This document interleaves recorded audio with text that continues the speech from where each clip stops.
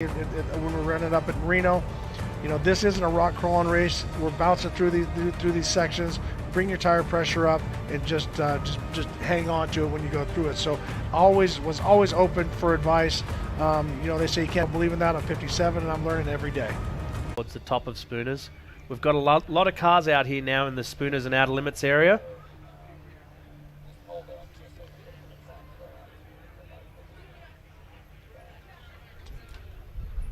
Tiffany. So Scott making nice work of that climb.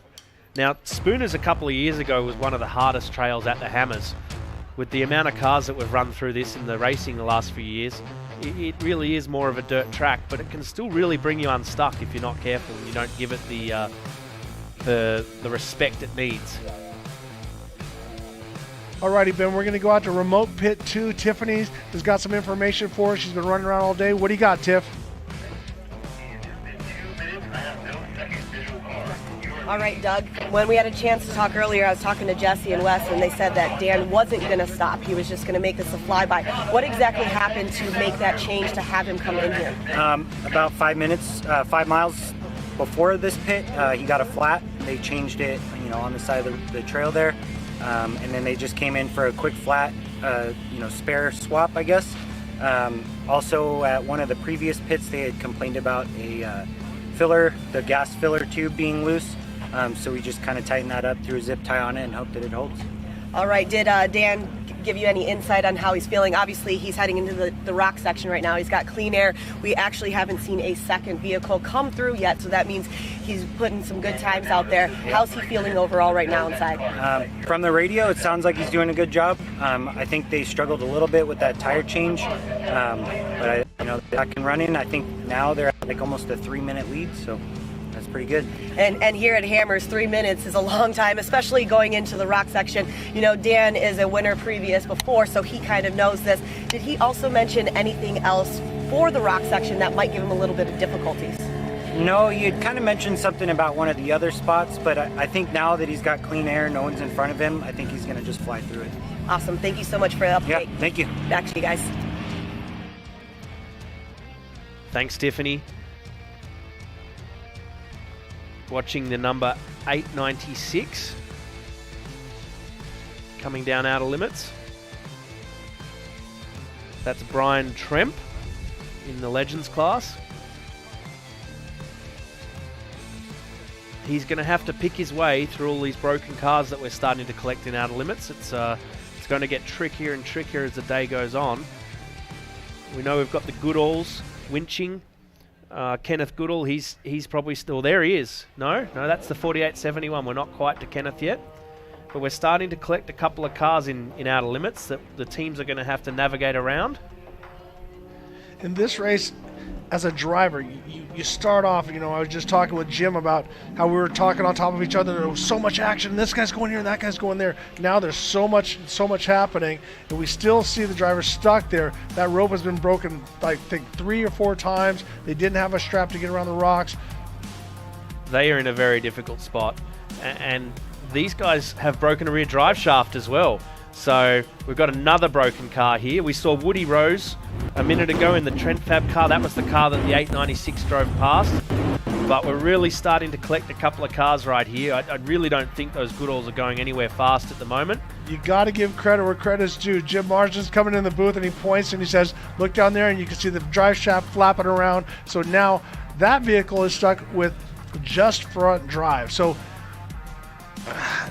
can they even get out of there without changing the drive shaft? And a lot of these guys do carry a rear drive shaft because so many times it happened to Luke McMillan, got stuck on a rock and ground down his rear drive shaft. So it happens all the time. So that is one of the pieces of equipment that they will put on there, but now you got to take that time and do that.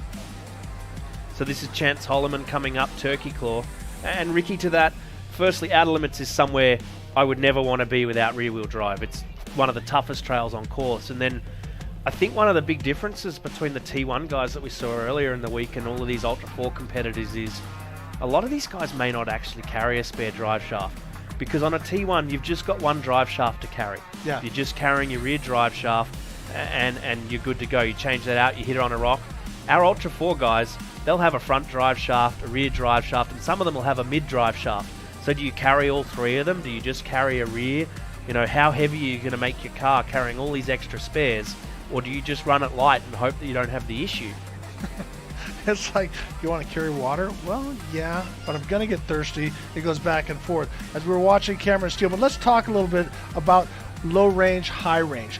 When do these guys, I know, but I want to get your opinion on it. When do they shift into low? How long do they carry low? What is top speed in low range? And that's the thing. When are you going to take that time? Because it takes a second. You got to stop, switch the transmission, and then go. So give us a little education on low range, high range. Sure. So most of these guys will be running an Atlas T-case or very similar, and it does take a little bit of time to shift it. You can shift it on the fly from low to high, but from high to low, you have to pretty much come to a stop to shift it. So you give up a little bit of time there. But I used to like shifting it right at the beginning of the rock trail. If I knew that rock trail was hard enough, and from pre-running I would know which trails I was going to run all the way up in high range and which trails I was going to run in low range. Because if you shift at the beginning, you've got a nice steady control of the gears throughout the rock trail. When it gets a bit more open, you can come up through second, third gear, and if you've got a 4-speed gearbox, even fourth gear, which will get you about 50, 55 mile an hour flat out in low range. But the biggest thing is you do not want to be grabbing low range when you're stuck. When you're all bound up, when the car's all twisted in and you can't actually release that front drive, the last thing you want to be doing is trying to get it out of high range and into low range. Because sometimes you just physically can't do it if there's enough weight on the car. In the bottom right is Justin Reese, last year's king, as he works his way into the stock class. So having a great run, keeping it moving forward. But let's finish that thought. Now you were saying some of the guys, and this is a little bit of preview for tomorrow, that everything is so strong, they're just going to run it because they have the horsepower, the torque. They're going to just run it in high range almost 90% of the time. Yeah, so especially with a 4-speed gearbox, and if you get a really low custom first gear in that gearbox, they'll actually use first gear as their rock crawling gear in high range. And Randy Slauson does that. Several of the other top competitors do that. They may use an underdrive or some other sort of planetary sort of contraption to get them that gearing that they want. But the one thing you've got to remember, when you're running 600-700 horsepower and you've got a really low first gear in high range, you don't have a low reverse. Your reverse is still quite a high gear. So if you get stuck, you shift to reverse, you give it 700 horsepower, quite likely those clutches are going to be goodbye and you won't have reverse for the rest of the race. Something's going to give, and it's going to be something internal. And that's an interesting thing about the Mason all-wheel drive, is that it is not four-wheel drive in reverse. And we have some chaos in outer limits now. We've got Woody Rose from Trent Fab. He is stuck in the middle of those other two competitors that we saw. And down the bottom, we've got Chase Caprara. He's on the top of the Emerson Hill after the lake bed. He seems to be stopped, though, or maybe just trying to get something sorted on his car. So we've got drama all round. To continue with this, I'm going to hand over to Jim Marsden. Ricky, it's been great working with you. Be back later. I've been Ben Napier. Please enjoy this show. We've got a great one for you. Well, Ben, it's been awesome. I know that Anthony Areola up in the top level. Ben, it's been great. I know you're going to be in the booth straightening us out, letting us know what's going on. But Chase Cabrera, who's started so far back, past all those vehicles, was leading, I think, on not physically, but on corrected time, has now stopped at the top of Emerson Hill. So we obviously can't see what's going on. He started to turn to the left, and then all of a sudden he went over to the right, and he has come to a standstill. So that was our race between first and second. Chase Cabrera was second physically, but we think was leading overall. So, Jim, did you find anything while you're out there, or did you just take a little bit of a break? I want you to know that I'm having some black tea on just so that you and I are on the same page. Fantastic. It's great to be back in the booth again, and good to see that you're drinking tea. A civilized drink there, Ricky. As we're watching Antti Arola there up in the top view in Hidden Valley and Spooners. Now, it's hard to tell. It looks like he might have some kind of locker issue here. We're seeing the drive flowing backwards and forwards on that front axle. But we've got a real race on our hands here. Chase Caprara, where has he come from? Over 100th. He started over 100th position earlier today. 104.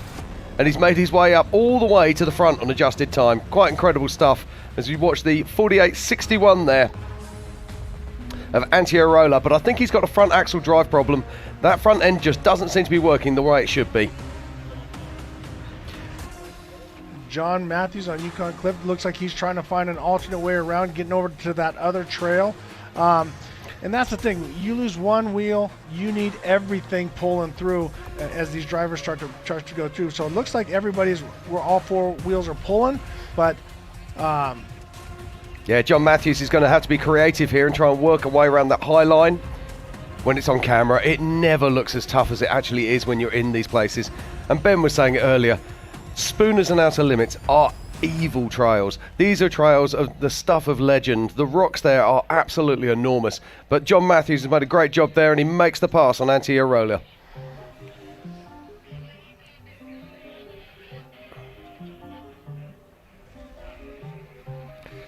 I think this is Dan Fresh, our leader. That does look like Dan Fresh there. No, I don't think No, so, it can't because be. he's the front vehicle, so he's definitely not coming on. So weird. That is a missed call on my part. Did look like a bomber there, so I'll give you that. There's a lot of bomber chassis out there. I think that is the chassis of choice in this class. Right at this point, first and second, physically and corrected, are both bombers. But we got to see what's happening with Chase Caprara, if he is moving or if he's standing still. Now, the interesting thing for me here is the lead 2 cars in 4,500 are Dwayne Garrettson and Kenneth Goodall. Now, we've seen both of them stuck further on in Outer Limits. In fact, here we are now. So Kenneth Goodall is still stuck there. He's got some real issues. We saw them struggling with the Wintrope earlier. Didn't seem to have a correct strap. So let's hope he's borrowed one from one of his friends so that he can continue. Got Stephen Rose in there in the centre in the Nexon tyre car.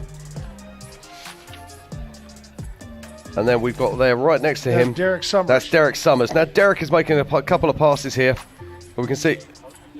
That is Dave Hartman's old car. We just got that information. But that's the thing about this. You have to completely slow yourself down and be calm. You can't get all excited and go, I'm just going to bomb up this side or that side. Because if you look, these rocks are in some cases 6 to 8 feet tall. And you watch this co-driver says, you know what, better to keep myself moving. That's why you got to have a driver that's in great shape. I was fortunate enough when I was here to have Brian Trotter. I think I about killed him, and and he was a Navy SEAL. So that just tells you that I was hard on him. He retied the rope probably 8 times and got me out of a lot of situations. Yeah, there's a lot of traffic here now in Outer Limits. So we have another bomber coming into the frame.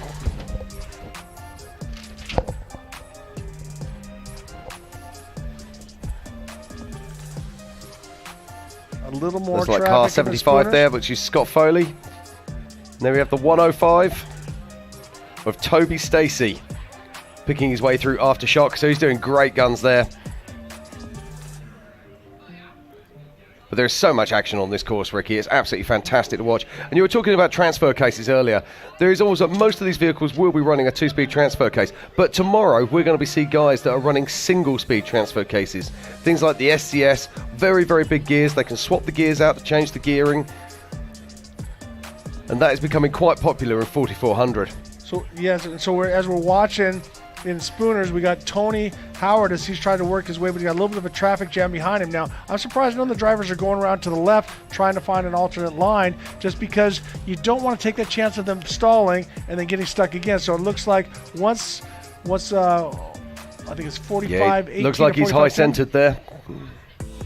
When we say high-centered, that means they've stuck on a rock and the wheels are just flapping in the air and not doing a great deal. As Cameron Steele starts to make his way through. And good news, Kenneth Goodall was broken free. Hopefully he can be back moving again. Cameron trying to take that harder right-hand upper line. But Cameron's been out here pre-running for months. He's been testing all of these lines. He should know which way to go, which rock to put those wheels on. And he's just backing up so he can readjust. So Brian Wood is Cameron's co-driver. He knows these canyons. He knows these rocks. And that's the thing, is like a lot of times when I came out here, I just ran whatever line. I wasn't looking for alternate. I was just trying to survive any line. Absolutely. And that's the thing, is that Dave Cole was very skeptical because a lot of the crossover guys don't finish. But it was awesome because now you're seeing a lot of these guys, like, as we said, Brian Deegan, you see Jeremy McGrath, you see Vaughn Ginn Jr. All these guys are, and Cameron Steele that we're watching right now on the main screen and Upper Limits, that they take it very serious. They come out here, they listen to the Dave Coles, they listen to the Terry Maddens, they listen to the different guys to understand the trails and where to go if this situation is, that situation happens, as Cameron Steele makes his way up outer limits. I was very impressed yesterday with some of our crossover athletes. Obviously, Brian Deegan winning the grudge match yesterday, taking home the $10,000, but also CJ Greaves we had there, Jeremy McGrath as well. These aren't people who are known for racing in rock sports. So, as you say, to come out here and do what they did was incredible. But let's not forget about those UTVs. Those UTVs had to come through these same trials, yes, running 33 and 35-inch tyres. And I have to say, they did an amazing job. And you have to think about that that the Can-Ams are still running a belt. Yes. So on top of all that, so they have a high and a low range, so they can go into low range when they come through here, but they still have to work with that belt. So the belt technology, the guys from Gates, there's a lot of different aftermarket companies, but they've melted the belt technology that's been around in snowmobiles for so many years and that, but that's a different environment. You're in a cold environment. It keeps the belt cool. Out here, everything is so hot. Now they have sensors with a laser that picks up the temperature, so that if you start to get a little bit hot, you can start to back it down to keep that thing in a safe range. Absolutely. The technology just keeps moving on. And here we are. We've got a vehicle coming down. That looks like John Schaefer coming down through to Backdoor. Now we've got options here at the Method Backdoor. As he picks his way through, there is an option. They could have gone down through the easier line at Resolution, or they can try and save time by coming down through the Method race wheels Backdoor. Well, and there's no guarantees, because you notice none of the side-by-sides did, because there's such a long gap and you have to fall, and you see the little holes where everyone's come, when people are out there during the week doing the Backdoor challenge and all different stuff, they're turning it up going up, where these guys have to come down and they have to drop off that waterfall. So I don't know about you, but I think in some cases it's scarier to go down these cliffs than it is to go up. Well, I was out there the other night watching some people running it, notably Nick Nelson, and the whole of the bottom of this hole is completely dug out, creating a berm on the far side. So you've got to get your nose in, then the nose has got to rise up over the berm, as John just drops in now, and we'll see how he copes with this. The main part of the hole is in deep shadow. It should be no problem for a vehicle of this length, but there's always a worry. Drive it out, John. There you go. Drive it out. That's Eric Miller driving there. I've got that wrong. I do apologise. Yep, he's driving here for Rock Crawler Suspension. Jeremy Pirrick was the driver of record, but Eric Miller has stepped in. So he's using all of his experience here. Awesome job. Then he does a little roost to try to fill it up for tomorrow's race. But that's the thing. Eric is going to be racing tomorrow. He's a multi-time king. He's pre-running Backdoor, so now he has a better idea, and he can compare this 37. He knows what he's going to have when he comes down there with a 40-inch tire. So great! It was great to see somebody like Eric Miller run that, and you also saw him teeter-totter a little bit. That was not a gimme. I was chatting to Raul Gomez the other day at the fire pit, and he was saying, "Hey Jim," he said, "if I'm coming around there third lap, I'm going to send it." So I'm looking forward to that, and I'm going to hold him to it. Which Gomez, or all three? Oh no, that's Raul. Oh, Raul. But if one of them does, all of them will. Oh yeah, which I got to throw it out. Those two guys, JP and Roll, did phenomenal in the T1 class, and especially JP. He's just starting in that. He had a phenomenal job all day long. So my hats off to those guys, and I love watching them. And I don't know if I'd like more, watching them drive or their interviews on the podium, but they are a piece of work, and I love the commitment that the Gomez family has for out here. And at the top now in Turkey Claw, we have got Trent Roberts starting his second lap, and he's putting that car to work. There is nothing worse as a driver than you can feel you're high centered, there's dust everywhere, you can't see what's happening. So they'll be having a conversation inside the vehicle now. Do you want me to get out? Well, I'm not sure. Shall I try again? Well, maybe. I imagine they're a little bit more keyed up. They're not being quite as polite as you're talking right now. What the blank were you thinking? Blah, blah, blah, blah, blah. My grandmother could drive better. Yeah. Well, my co-driver had a few words for me during the race. And as we see Eric Miller as he works his way back into the main pit, as he came down Backdoor, which was actually the first truck that we've seen do it. So actually for Eric, that gives him a chance to repeat what you said, to pre-run Backdoor for tomorrow's main King of the Hammers 4400 race. Absolutely. In the top screen now, that looks like it's Diesel Krentz making his way through outer limits. Oh! Turn into it. John Matthews. That is top John left. Matthews. I do apologise. Unbelievable. And So Miles- he's actually going to be catching those forward guys. So he's going to be catching Kenneth Goodall and Dwayne Garrettson. So John Matthews is currently third in the this- Yukon Gear and Axle 4500 class. and this is another new tire company. It's an American brand, Milestar. I just learned about it last night. It's great to see all these different cars. We've Nexon in there, but to see this company, all American made, Milestar. A good friend of mine that used to work at Oakley is now working there. And as I said, I didn't know anything about it, but it's great to see them on these different vehicles. But a great job saving that as he turned into it. Yeah, and Jason Fish down the bottom there in Spooners and Hidden Valley. I thought he had a problem earlier. He was letting a few cars go by, but he's back on track and he's doing well. So this is all good for Jason Fish. The thing is, we have to remember this is a long race. There's still an awful lot of action out there. We saw Casey Gilbert coming in earlier, having to swap a transfer case. And I'm looking forward to finding out how he's working his way through the pack, because he will be a man on a mission. And this looks like this is the bottom of Resolution here. Yeah, and Daniel Applegate. Now, it looked like he had a problem earlier on in the day, but it seems that he's going okay. Now, this is the difficult part for these 4600 class vehicles. They don't have the power of the other classes, and they've got to try and make their way up through this sand track. And the fear was, for a few of these guys, that they wouldn't have the power to make it up the hill, and they would have to take the option line down through the Method Race Wheels back door. Well, and that's the thing, because we talked about momentum as your friend, so you have to get every foot counts and to roll into, because if you're going to try to clear something in the sand, you can't just go 100% throttle because you dig. You got to roll and roll into it quick to carry that momentum up. But if you don't have the horsepower to carry you up the hill, you're going to get part way and then bog out or dig a hole. Exactly. So John Matthews is just stopping there. He's talking to another co-driver, and that looks like that was our Brian Trent, who obviously has broken a rear drive line, and it looks like he's going to get spotted through. And Anthony Areola there. That is the original bomber chassis. That is number one. So much history on that car. And I think he must be the third or possibly even the fourth owner of that frame. Well, and as we're looking here, Axial RC Cars is one of our sponsors for the event, and there is a drawing for that. As you can see, it's got the King of the Hammers logos and everything on it. So make sure that you guys sign up for that. Their pre-orders, I'm sorry, there's only 1,000 of these RC Axial cars that are the bomber chassis. Pre-order starting on February 3rd. They're $519.99. All you need to do is just add a battery and a charger. I really hope that my young man sitting at home doesn't see that, because I'm going to get that text message saying, "Dad, can you bring one home?" Jason Fish now in Hidden Valley and Spooners, picking his way through. He's just backing up here, just trying to find a better line. And it always looks so easy when you're sat here in the booth trying to work out what to do.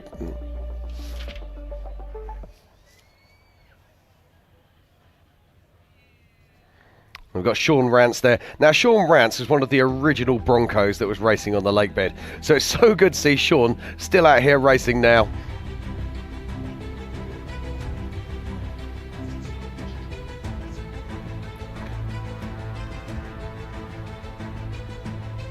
So Sean Rance Senior there making his way up behind the car of Jason Fish. Now we're just hearing that it might not be Jason actually driving on this vehicle. It's his vehicle, but it might not be actually Jason in the car. So we're going to try and find out some more information on that.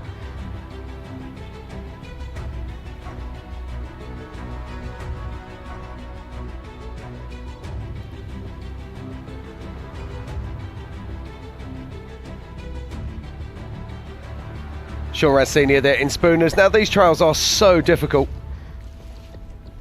Incredibly complex.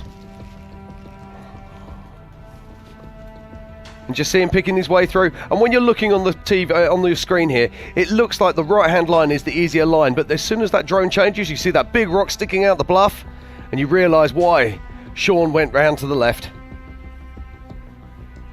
And that's the 4811 there of Trent Roberts. He's just winching his way through Turkey Claw, and just behind him is Justin Reese, last year's Spider Tracks 4600 class winner. Great to see him picking his way through. That old Yota just never dies. It just keeps on giving. A firm crowd favourite. When you come out here in the evenings, particularly up at Backdoor, up at Chocolate Thunder. You'll see so many Yotas up there racing, it's unreal. And we think that's Josh Atterbury on the left-hand side, on the right-hand side there, going down through Backdoor. Now, we saw him at the bottom of Resolution a moment ago, and he just didn't have the horsepower to make the climb from Resolution up the sandbank. So he's had to commit to the Method Race Wheels Backdoor section. And you can see how his nose is buried in the dirt that's been dug out as people have tried to drive it in the other direction. Now, can Josh make this car work? You can see here the rear wheels are starting to smoke up, and he's stuck on the nose of this vehicle, and that's always the fear for all of these guys.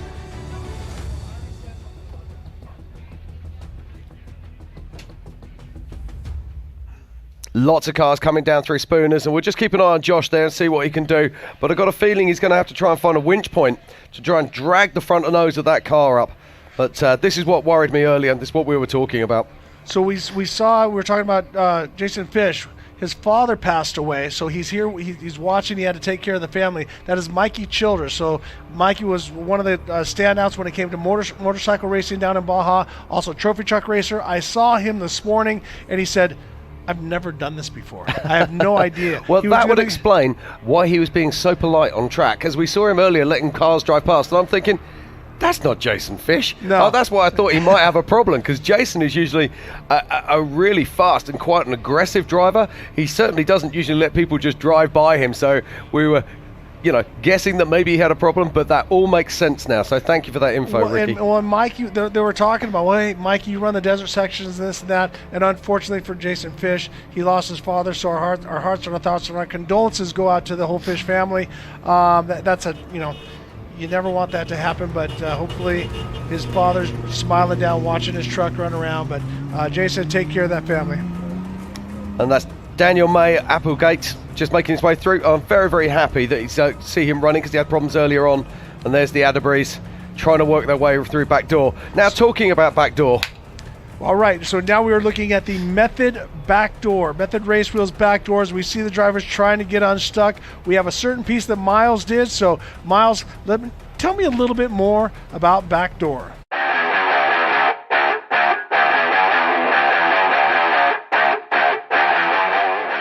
What's up? It's Miles. I'm here at the Method Race Wheels Backdoor, and this is one of the most iconic trails here in the Hammers. We're just about a mile away from Hammertown, and this is always a fun obstacle to watch. Sometimes we go up, sometimes we go down. Going up, there's multiple lines. You can drive the left, you can winch the right. Anything can happen here. This could be a make or break race, but this year we are going down, so it's about finesse. You got to be really careful, because this is at the end of your day. You've been in your car for 6 to 8 hours, and it comes down to this one final moment. It's going to be super exciting to see, because when you're coming down, it's a big drop, and then there's a huge hole. This is the most dug out I have ever seen it, and then it ramps back up. Again, I'm 6 foot tall, so it's at least an 8-foot drop right up to a 4-foot ramp. So it's going to be exciting to see. Can't wait to see how it shakes out. Alrighty, that is your Method Race Wheels Backdoor with Miles. And Jim and I are here, with our armchair quarterback, what I would do if I was there. We're seeing the vehicle coming up behind, and Jim says, you know what, I would just go for it, because I can't roll into the hole because there's a vehicle there. So a little bit of rubbing and racing. I didn't mean to hit you, but I pretty much had a good idea that you were going to save me from going over. You can guarantee if this was a 4400 race tomorrow, that's exactly what would happen. Well, when the Gomez brothers, as they said, they're just going to, and I'm pointing to the screen as if everybody can see it. So as you see that vehicle come up right about the same level as you see the sign on the right that says the Method Race Wheels Backdoor, I think they're just going to pin it, clear the hole, because that's actually smaller than what we saw Lauren Healy do yesterday. As we see Fish stopped our leader out of the vehicle. Yeah, that's big news there. Very big news indeed. That is Dan Fresh. And it looks like he was just getting back into the vehicle there. Our helicopters found him out on the tracks. It looks like he's just coming up the top there of Chocolate Thunder. Just looking at all the vehicles. So he's gotten through Chocolate Thunder, but now he's in kind of the easier part of it. So he's done all the hard work, which we saw Kyle Cheney fly up Backdoor yesterday. Yeah, I mean, incredible. he paused for 1/10 of a second. But I'm going to pass it over to my man, Ian Johnson. He's going to take over at this point. But you are watching the 4 Wheel Parts Everyman Challenge. This is Ricky Johnson. I will be back. I'll talk to you in a little bit. Thank you very much, Ricky. Always a pleasure to have you up here with us. And Ian's going to be joining us now, and still the action keeps on coming. These images are just incredible as we're back down in Aftershock. And that's the 48.53 of Andrew Gorman. Good afternoon, Ian Johnson. Hello, Jim. How are you? I'm fantastic. All the better for seeing you, sir. Welcome to some great racing. It's some great racing. Yeah, we got a lot unfolding in this race today. So we need to give Andrew Gorman a big shout out. We got him live on screen here. He's been helping us with the printing for this Hammer King production. So thank you, Andrew, as we watch him making his way through Aftershock. Now, Aftershock is one of those strange trails. It's lots of rocks, but there's lots of sand as well. And this trail is getting more and more torn out with every day. That sand is being dug out from the base of the rocks, and finding traction here can be very difficult. Yeah, and Ben and I were talking about this earlier. When you have a vehicle in there that has a couple hundred horsepower, digs out a little bit of sand, it's not a big deal. You throw some of these cars in there with high horsepower engines, they start digging some big holes really quick. Yeah, and let's not forget we saw over nearly 150 vehicles passing through there yesterday that were all digging these sand trails out. We're running the same course for UTV, for the EMC, and for 4400 this year.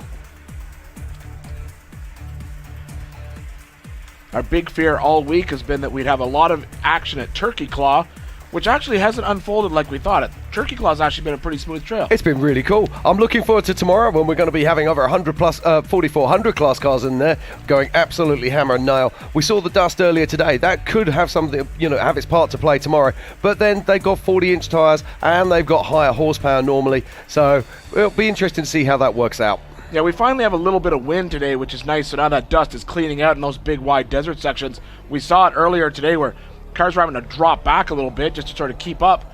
Yeah, Andrew Gorman there, just getting high-centered. And I look out across through Hammertown up towards Chocolate Thunder. How many cars are up there, Ian? I mean, we couldn't even see up there.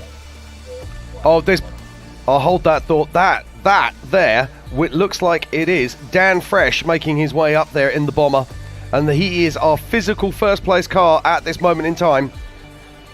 But he looked like he was... Yeah, now he's up on the big screen. That is our physical leader on course. Just watch the attitude of the car, though. Is it struggling? Is he... Oh, wow, look at this, ladies and gentlemen. 2 different shots of the same vehicle making its way up across Emerson. Yeah, I don't think it was struggling, Jim. I think the issue there is that's just really, really loose, sandy. Gnarly. It's a lot steeper climb than you'd think. There's only one line up there.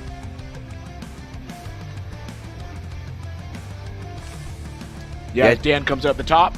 Now, Dan Fresh has a commanding physical lead, but there is a young man who's chasing him down, and that is Chase Caprara. Started over 104th this morning. And he was physically up to, on adjusted time, 2nd position as they started lap 2. This is the section in Outer Limits yesterday where we saw a lot of traffic get caught up, and you can see we're having the same issue today.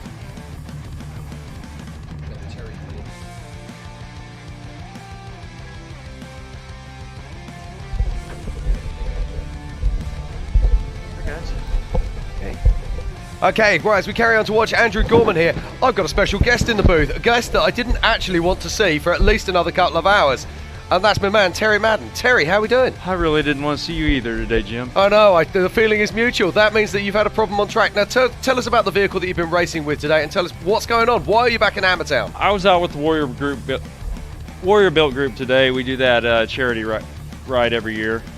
Trying to raise money by the mile when we really let them down this year. But car felt perfect, first lap felt perfect, and we lost a valve in the motor. Oh. Just one of them deals. It's one of those deals. Now tell us a little bit about the vehicle itself and a little bit about the charity. That vehicle's a Jimmy's car. Mike London built it. He donates it to the group every year. Warrior Built, everybody's pretty well familiar with now, but just amazing Veterans Foundation that does rehabilitation through recreation. They helped me a lot in the past. They have a Tuesday night group, and it's just, I used to go to that group religiously weekly, and it's like-minded guys that help you get through your past. Yeah, understood, mate, understood. So whereabouts were you on course when when the engine let go, or the motor let go? About 10 miles out. We limped it in.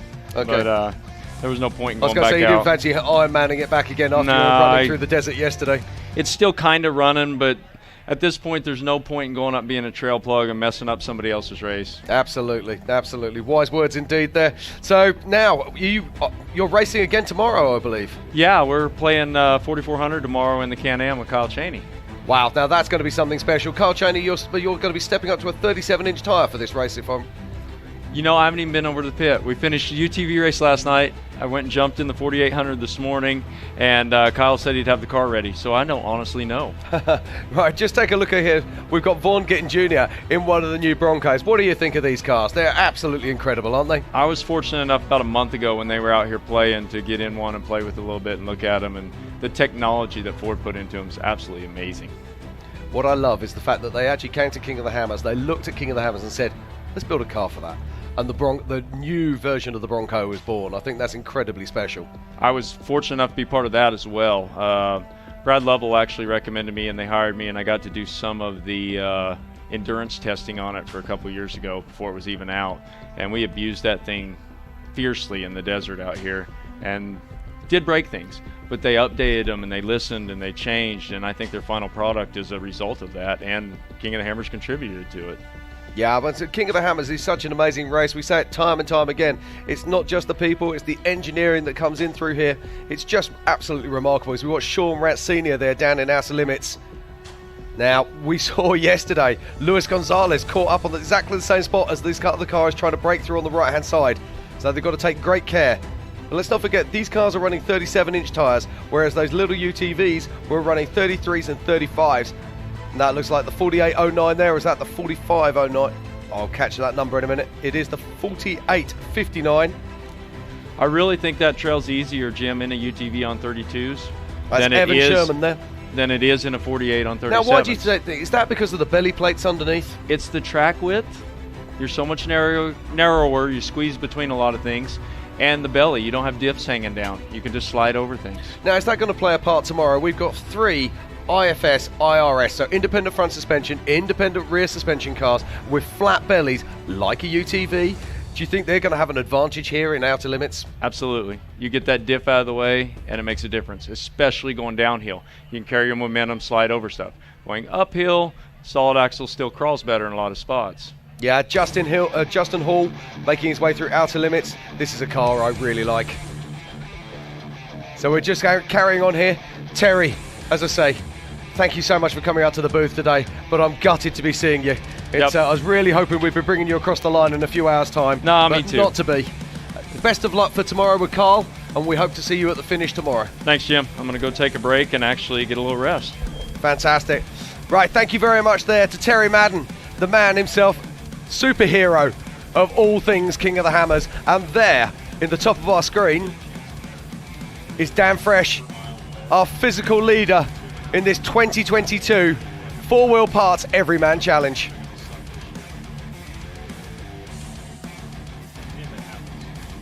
And we're just hearing on our PCI race radios that we're going to be seeing second place come through. There's some big changes happening on course, Ian. It changes all the time in this race, and we see it unfold every year, and we act like we're surprised, but by now we should probably have figured it out, that this race is never actually over until the finishers cross the finish line. Terry actually handed me one little sheet of paper here. He forgot to mention one thing. They're a little concerned because they went out so early in the race that their pledges are going to be down on that Warrior built. So he asked everyone, if you want to just go in, help them out, you can go to pledgeit.com/warriorbuilt1. And don't pledge per mile, just throw a little bit of money in the hat and help those guys out. It is a great organization.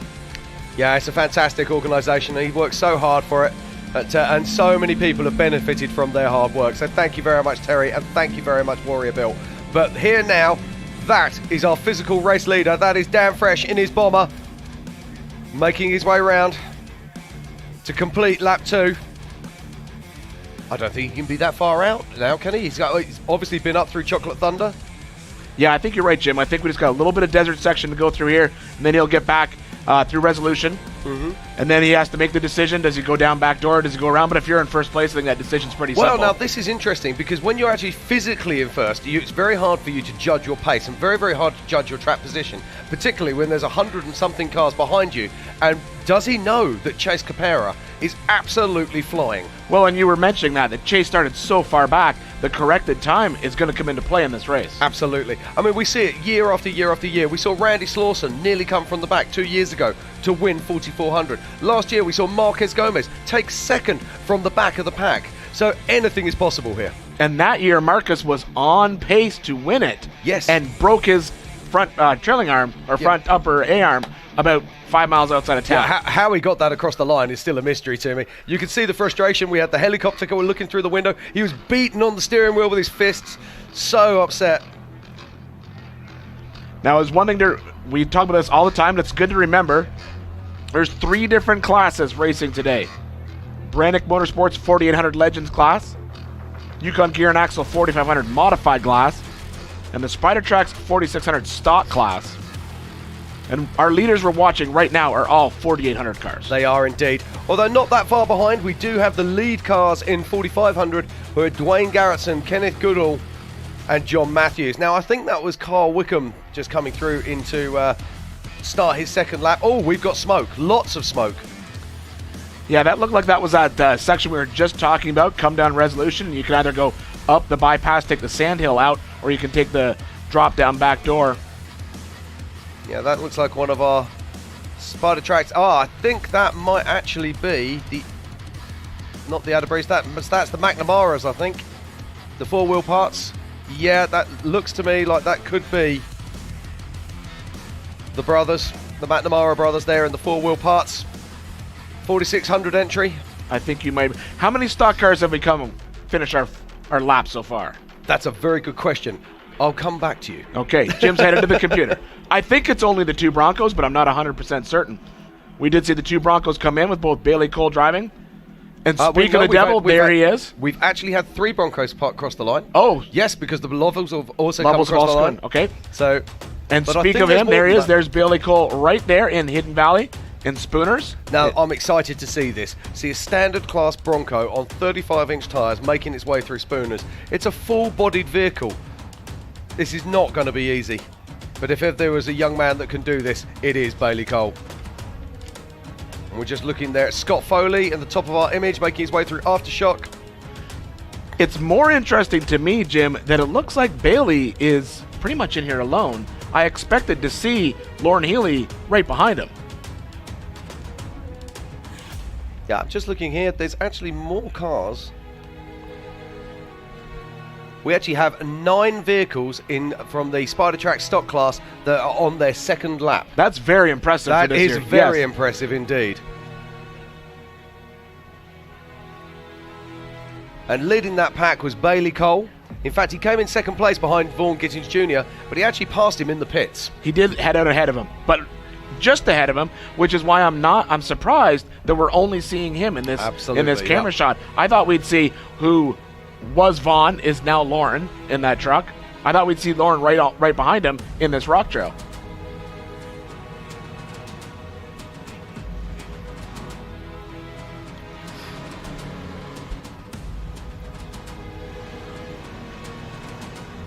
Right, just going to do a quick run through of the top 10 when they crossed the line earlier, going out to start their second lap. In first across the line, it was Dan Fresh. In second was Chase Caprara. In third, it was Matt Trevino. In fourth, it was Evan Jesse. In fifth, it was Dwayne Garrettson.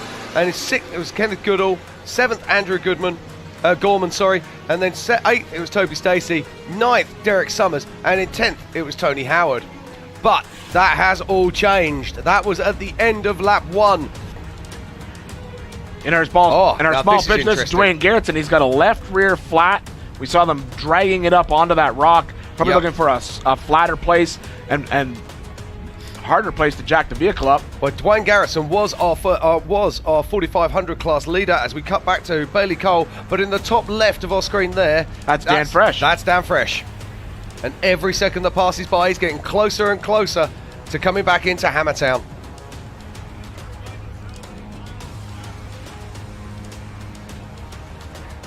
Dan Fresh has been out there for a long time now. It's 153 miles of racing today, over 2 laps.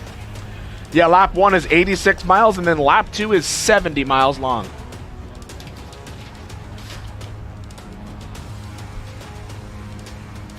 And Bailey Cole is still not. He's going very smoothly through Spooners. This is great to see. Got to put a massive shout out to our production crew. Over 20 drones on course, plus lots of static cameras, 2 helicopters, just bringing you all the action from here live at the 2022 King of the Hammers EMC. Now look at this. This is Chocolate Thunder. This is Chocolate Thunder, This is yes. Chocolate Thunder. Yeah, the bottom of now, Chocolate Thunder. We thought that he'd already been through Chocolate Thunder because we saw the cars in the background, but that must have been the crossover point where you come back round, kiss Thunder, and then go back down through the other trials. So here we go. Let's see what kind of pace he can put up through here. Oh, it'll be a blistering pace. Look at all those fans up there watching him.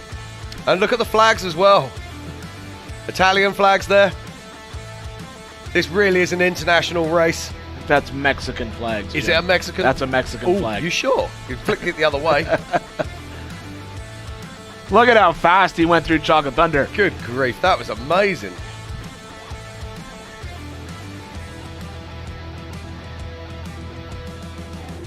Dan definitely putting a big gap on himself and the rest. Not just second place, but he needs to. He has to put a gap on our second car. Yeah. Yeah, he's working hard. He will have radio comms with his crew, who will be keeping an eye on Chase Caprara. Now, we haven't seen Chase in the camera for quite some time, so hopefully we'll get a visual on him fairly soon.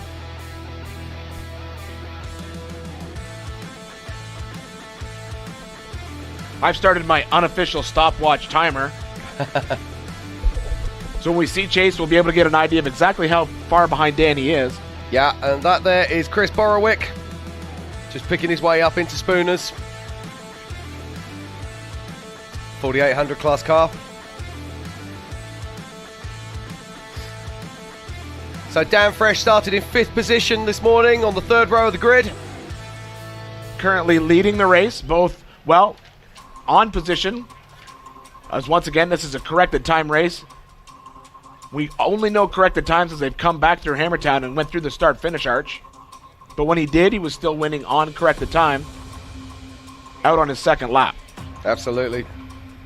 Just trying to get a confirmation here on when Chase Caprara actually started in 95th position this morning.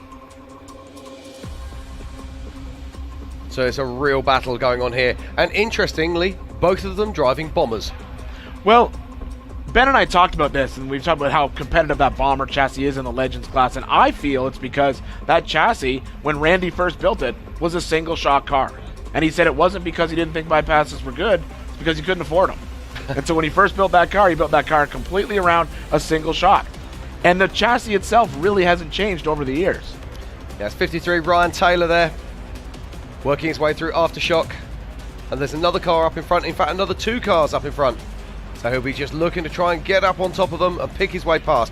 Now these cars have trackers in there. They also have push to pass buttons. So they can hit a button and say, hey dude, I'm coming by. And that's exactly what he does as he passes the 4871, which is Stephen Rose. I think that button should be correctly named push to speed up, because normally when you push that button, the person in front of you just speeds up and jackrabbits away on you. Yeah, we call that jackrabbiting, and if you're listening out there, people, please don't do that. That's the 872 of Kimberly Sparrow. One of the few female riders out there today. In fact, have we actually seen the Samurai? We saw it in Remote Pit 1. Yep. But I haven't seen it on screen since then. Okay, here we go. Jack North. And is that the front nose of a bomber? It looks like it might be. This would be where we'd expect to see him. Yep.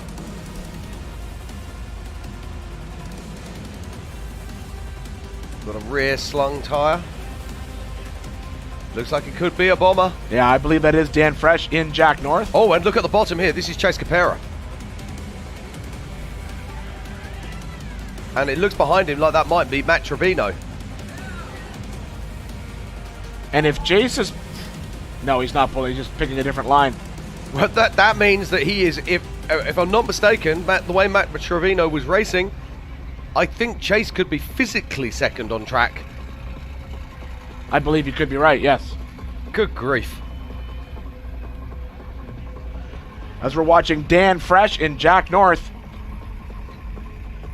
So we're just watching here Chase Caprara. Fantastic images from our helicopter. Just picking his lines out. A hugely talented young man. Very unfortunate in qualifying. Took a tumble. But when you're pushing the limits, these things happen. Well, and he also has corrected time on his side now. So now when he's out on course, he does have to catch him, but he doesn't have to pass him. He just has to stay within that margin of corrected time. Yeah, this looks like our leader now making his way up through Wrecking Ball. And this looks like he's just about to approach the waterfall. No, I think that's just before the waterfall, in fact. So many changes here. It's hard to keep a track on it. But that is Dan Fresh, our physical race leader.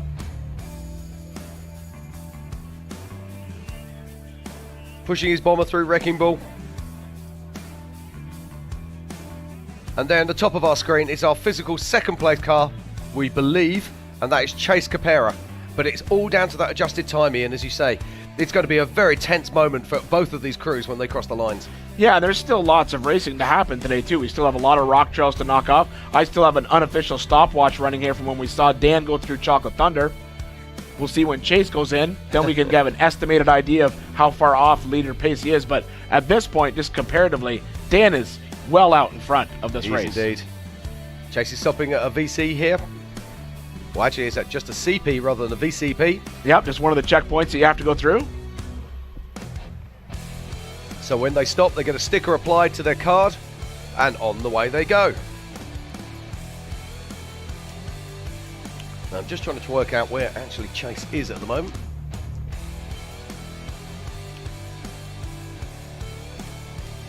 And if you're watching at home, don't forget you can interact in so many ways with this race. Go to ultra4racing.com. Top of the page, you'll find a link to the live scoring and live tracking. Check it out there and find all your favourite racers. You can expand or contract on the screens and see where your favourite guys are. Also, don't forget to throw out your questions on social. They'll throw them up to us here in the booth. Jim and I will answer what we can and make up what we can't. Absolutely. But Dan is closing in the top part of Wrecking Ball now. Every minute, just getting a little bit closer to home. But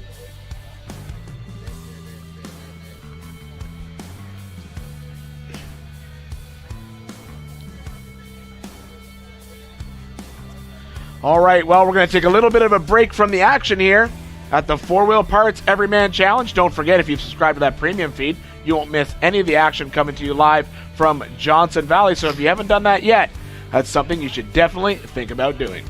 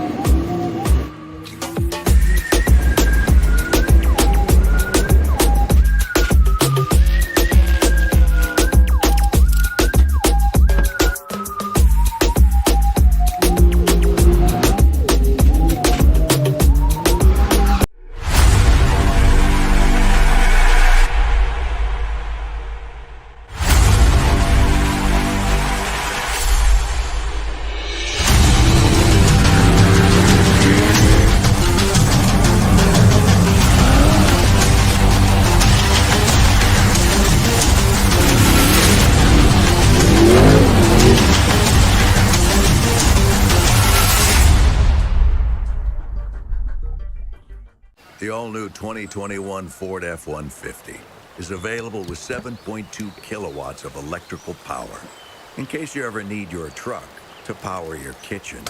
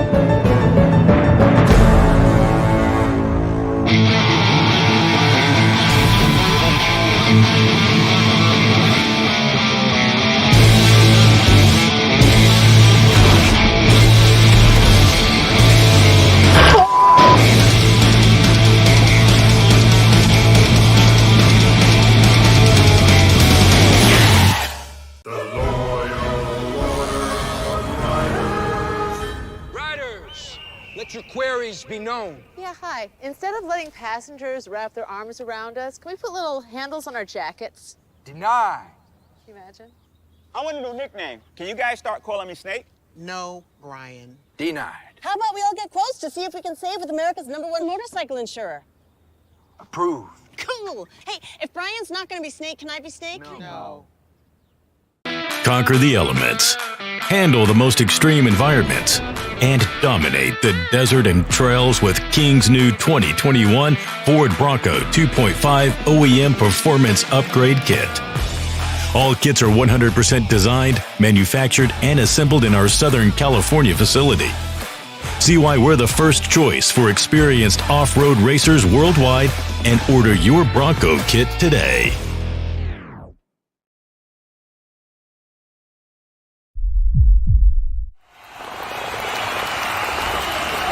Away we go!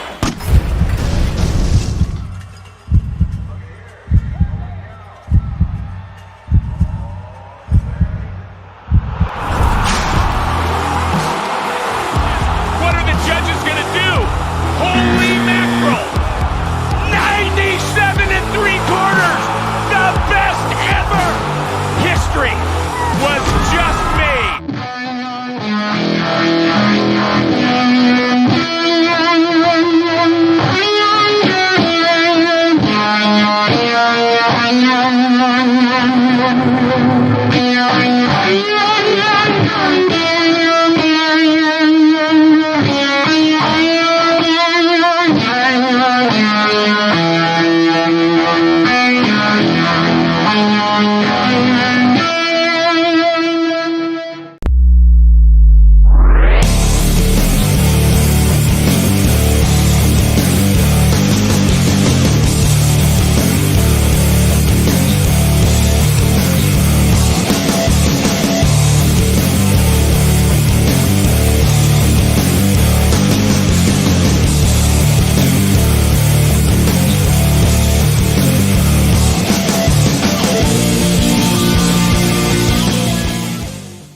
Whether you're conquering the toughest single-day race in the world or the toughest trail at the off-road park, you need a tire that can get you to the finish.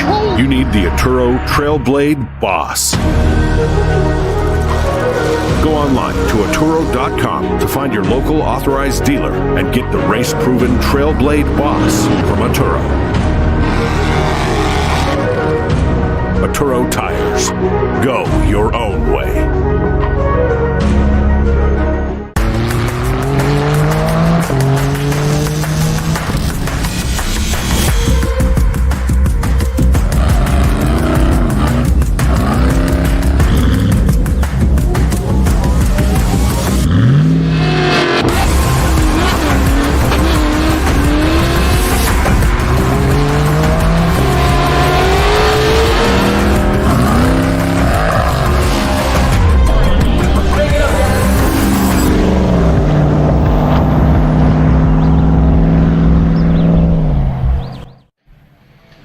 Welcome back to Johnson Valley, California. We are here for the 4-wheel parts Everyman Challenge at King of the Hammers 2022.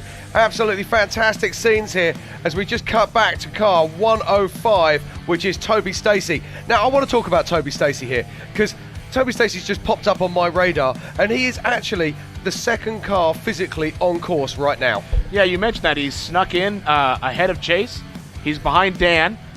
Obviously, there's a lot of corrected time at play there we're going to have to look at. So we've got Dan Fresh. He's our physical current leader at the moment, started in 5th position. And then this guy here, Toby Stacy, who started in 26th position. And so he's behind him. And then behind him is Chase, who started in 95th position. 95th position. Now, we also have to remember with Chase is that about mid-pack on the start line, we did have a hold-up of about 3 to 4 minutes. Okay, so there's going to be, it's not just a simple calculation of, it's every 30 seconds. There's going to be that extra 3 to 4 minute window that Chase has as well. Which we don't even know how long that is, so we can't even guesstimate. But also playing out in our picture-in-picture screen is something that we didn't expect to see happen. We're seeing Bailey Cole in his stock class Bronco, Jason Scherer out front, guiding him through that rock and outer limits. But behind him, one car behind him, the Lovels. Where did they come from? Nowhere. But you know what? If you're out here rock crawling, that's how it works with the levels. You just look in your rearview mirror, all of a sudden, there's Brad Lovell. There's Brad Lovell. Yep, I've been there myself. But that's the incredible thing about the Lovells. Now, we saw them earlier today. They were stopped in remote pit 1. They probably had approximately 10 to 15 minutes of downtime as they were trying to fix a problem. But their crew is complete quality. They've obviously fixed the problem, got them back on track, and look at this. They're slotting themselves straight back into contention. This is Bailey Cole is our current physical Spider Tracks 4600 class leader. The bigger question here is, where's the other Bronco? We saw Vaughn get out of it in main pit. We saw Lauren get into it after that, but we don't know where it is.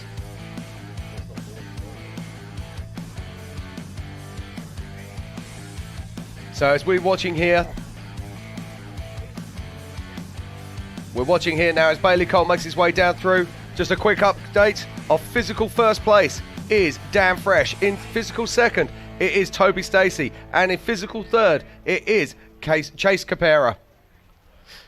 Those are all of our Legends class cars. We would expect them to see them out front. We also have our 4500 Yukon Gear and Axle modified class.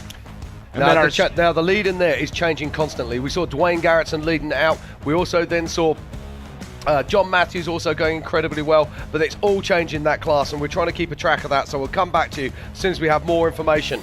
But at the moment, those are your physical first leaders on track at the moment. Dan Fresh in the top left of your screen, and in second, down at the bottom right, that is Toby Stacy.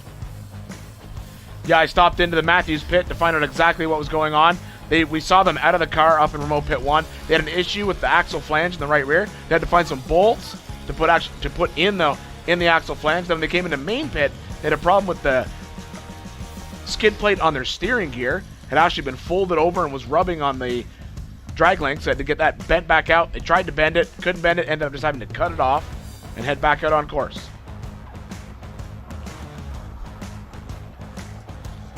Okay, I'm getting some very sad news just coming through. It sounds like Casey Gilbert's woes are still continuing. But a rumour coming through that he has actually called it quits at remote pit 1. The second transfer case that they fitted this morning, as sadly it sounds like that has also decided to die on course. It's terrible news for him.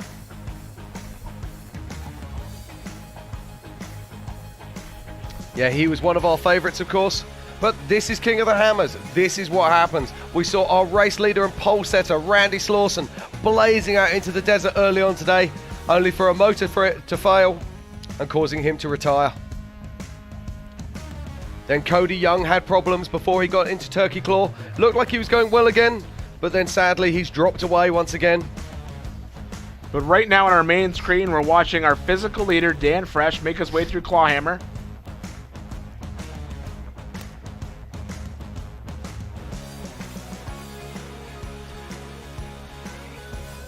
Dan in that bomber fab car. Dan normally would be racing in the 4500 class. This year he stepped up into the 4800 to a different vehicle.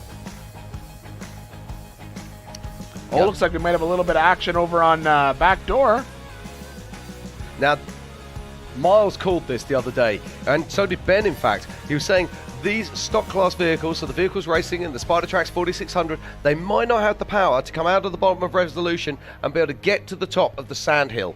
And that's exactly what we're seeing playing out here. So we're getting the stock class vehicles having to make their way down into the Method Racing Wheels backdoor section so they can do the suicide drop off the back of Backdoor. Yeah, and it looks like we got a little bit of traffic backed up in there as well.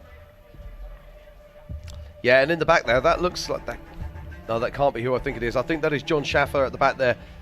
Very similar vehicle to the one that Eric Miller is driving.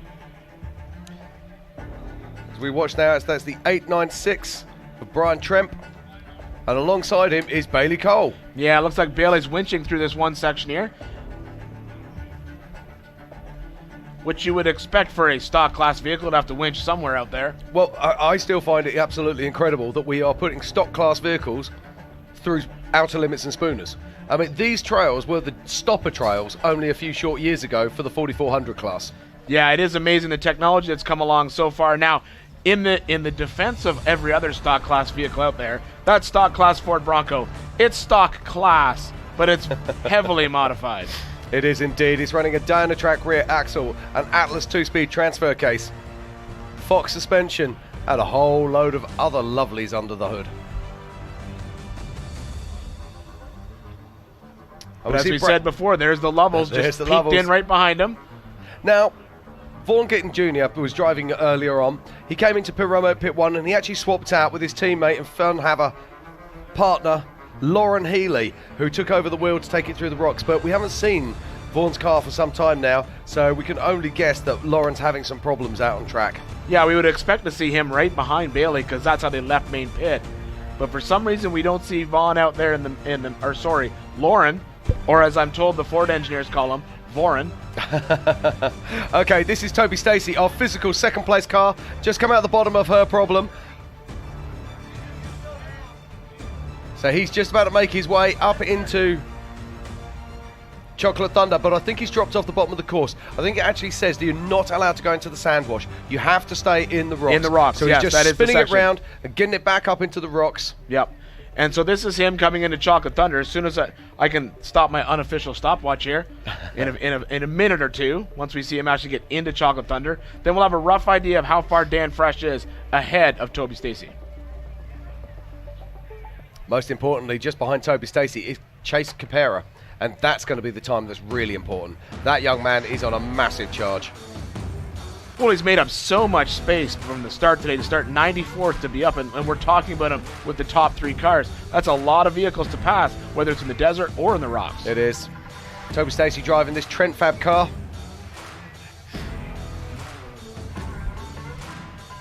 We don't know much about Toby.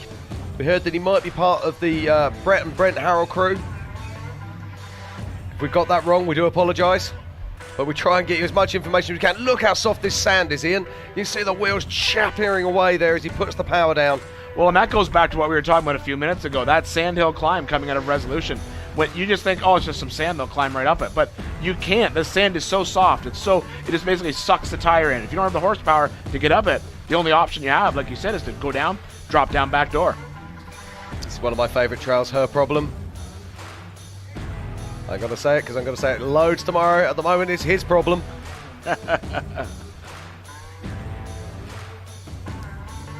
Looks like we still have all that traffic backed up at the Method Race Wheels Backdoor obstacle. Yeah, now this is very interesting.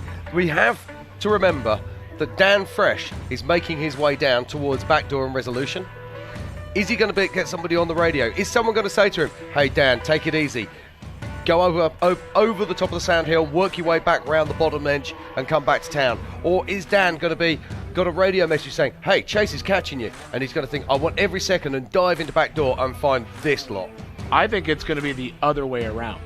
I think it's going to be Dan's going to take the big sandhill climb out and get out because I think he's got a commanding lead.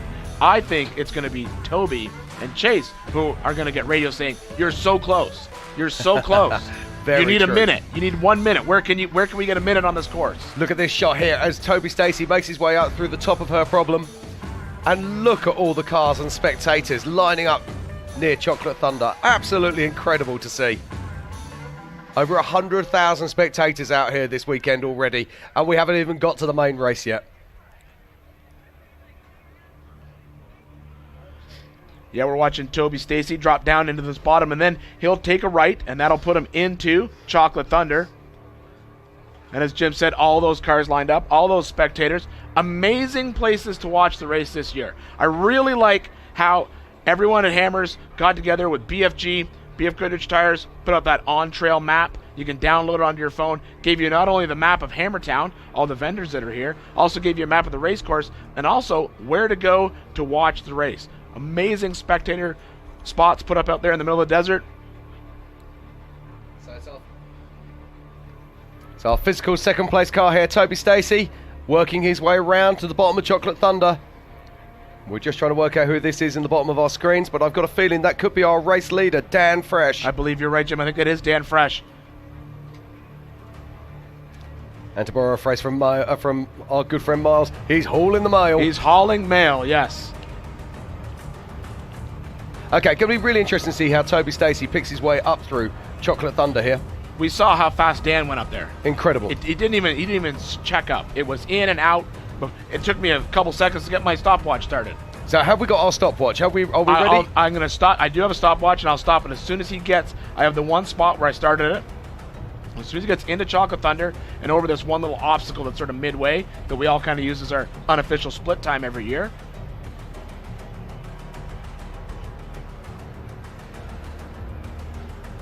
I drove this trail a few years ago and I cannot believe the difference. It always used to be take the right-hand line and then spin round on what we used to call the pivot rock.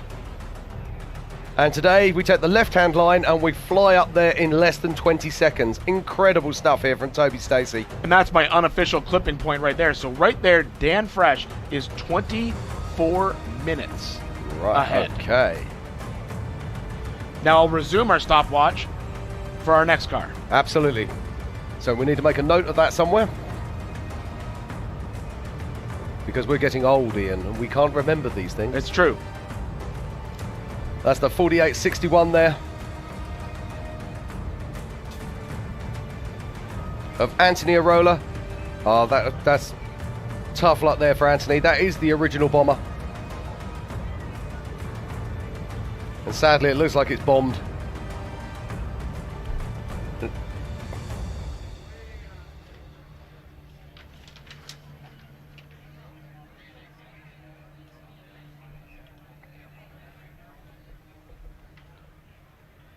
We've got lots of action here continuing to come in.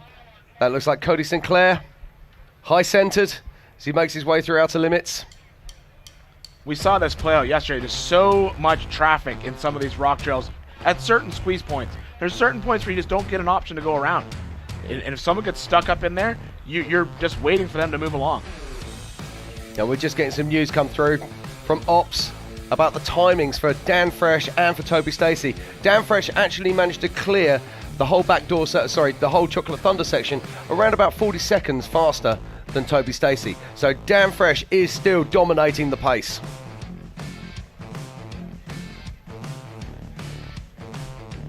Yeah, that's all part of that. Oh, look at this in backdoor. This is incredible. So we're at the Method Racing Wheels backdoor, and it looks like, I think that's John Schaffer. He's managed to find a line and pick his way past all of those other 4600 class cars. Look at that. That is impressive. We saw him sitting behind them all that time but ago. Look at this traffic jam now. All the way around it. There's 7 cars we can see there in backdoor. Are they going to have their part to play in this story as this race comes to a conclusion? We really won't know. And as we said, is it going to affect our current leader, Dan Fresh, or is it going to be Toby Stacy that it affects, or is it going to be our third place car? We're uncertain at this point. But we do know there will be spotters out there, or at least people watching this live stream saying, hey, stay out of backdoor. It is a parking lot in there. Yeah, absolutely. But that's the joys of having PCI race radios. You have communications with your pits.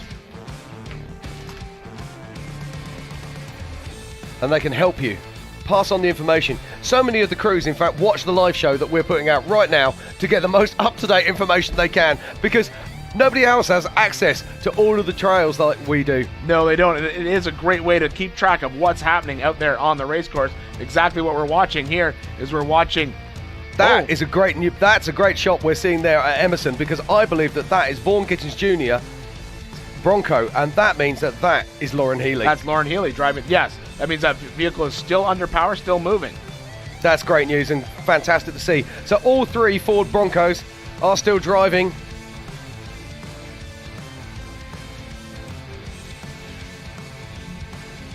And we're watching the co-driver here trying to find a winch point.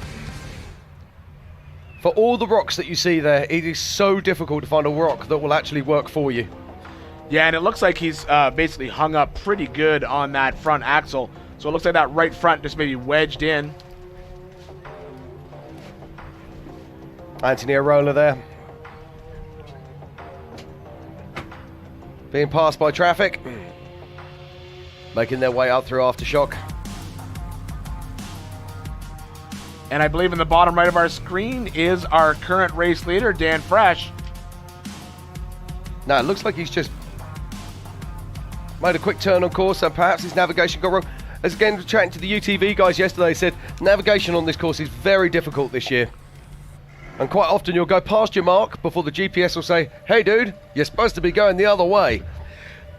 Well, and for the past few years, we've kind of had a lot of courses laid out that were very similar. We knew where we were running. We did that big desert loop, turn right. If you've been racing this same race course for the same few years, now that Dave's completely changed it up, now it's a completely new course everywhere you go, it can be confusing when you're out there.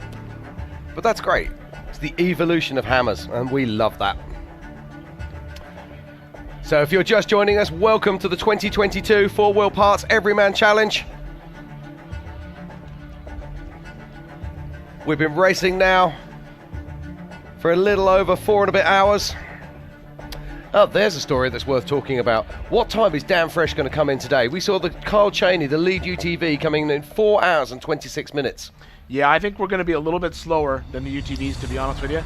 I think it's going to, but not much. I think Dan's definitely putting on a clinic out there in the rocks and really laying down fast speeds with that bomber chassis in the desert. I think he's probably going to come in maybe 130-ish would be my guess. I'm going to say 125 to 130. That's where I put my money.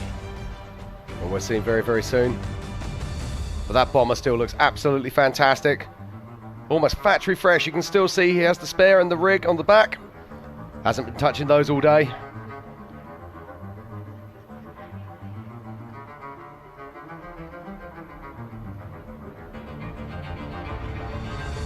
Remember, we have 3 different classes out racing on course today. The Brannick Motorsports 4800 Legends class, and that's the class that our leader is in. We have the Yukon Gear and Axle 4500 Modified class, and the Spider Tracks 4600 Stock class. Indeed, and at the moment we're looking at a 4800 class car. That is Paul Tyler, making his way through outer limits.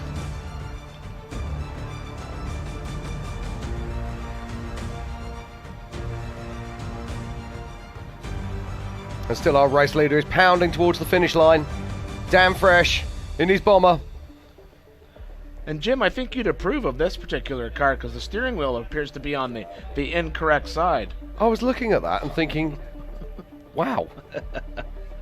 And this is our leader in our big shot right now. Once again, that is Dan Fresh. Flying to the desert in that Bomber Fab car.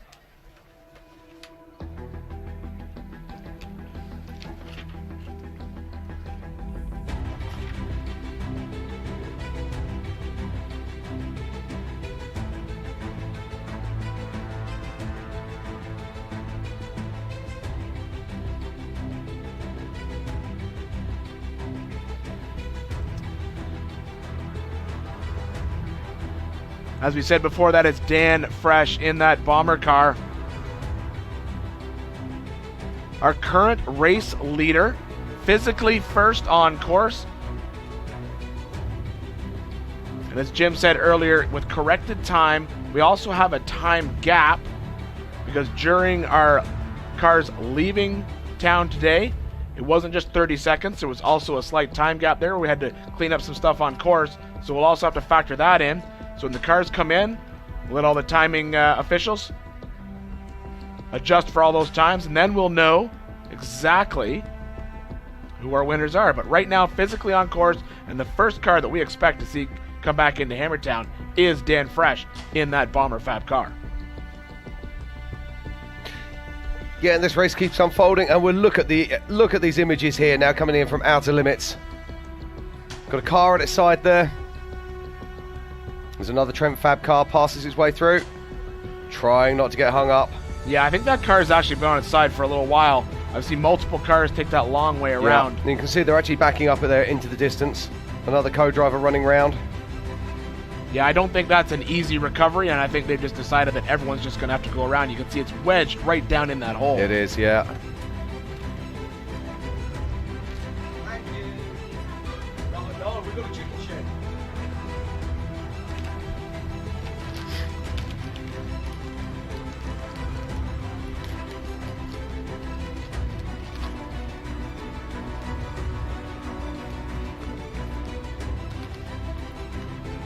Now we believe in the top left-hand corner of the screen there that is our race leader, Dan Fresh, making his way back towards Hammertown.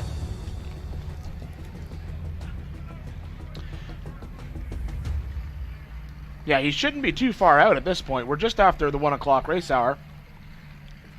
No, that's not Justin Reese. That is not. I made that same mistake earlier. It almost looks exactly like our single EV entry.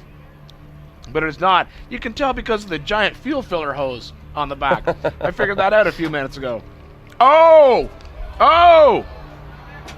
No problem. No problem at all. On its wheels. Life is good. Ready to go. It comes back to that old saying, Ian. Spectacular failure is better than dismal success. I think he ended up on a better line. I think he did.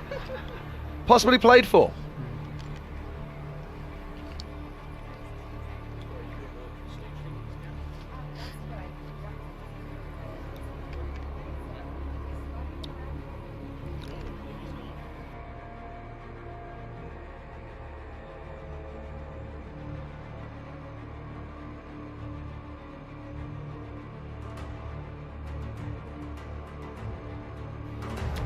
Okay, look at this, ladies and gentlemen. The bottom right-hand side of our screen now, that is Dan Fresh.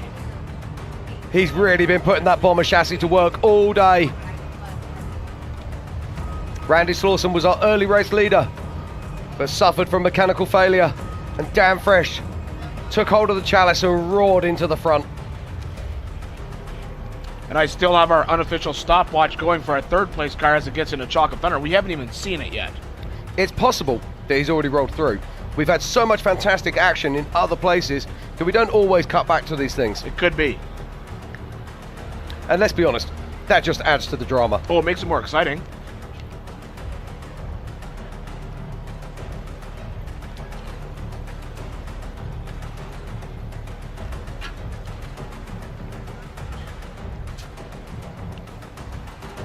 Still lots of action in the Method Race Wheels Backdoor Challenge because of all those stock class cars in that section of the trail trying to get down that waterfall ledge.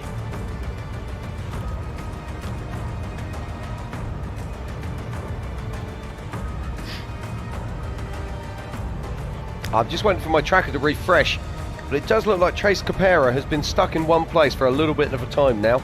So I'll just keep an eye on that unfolding story.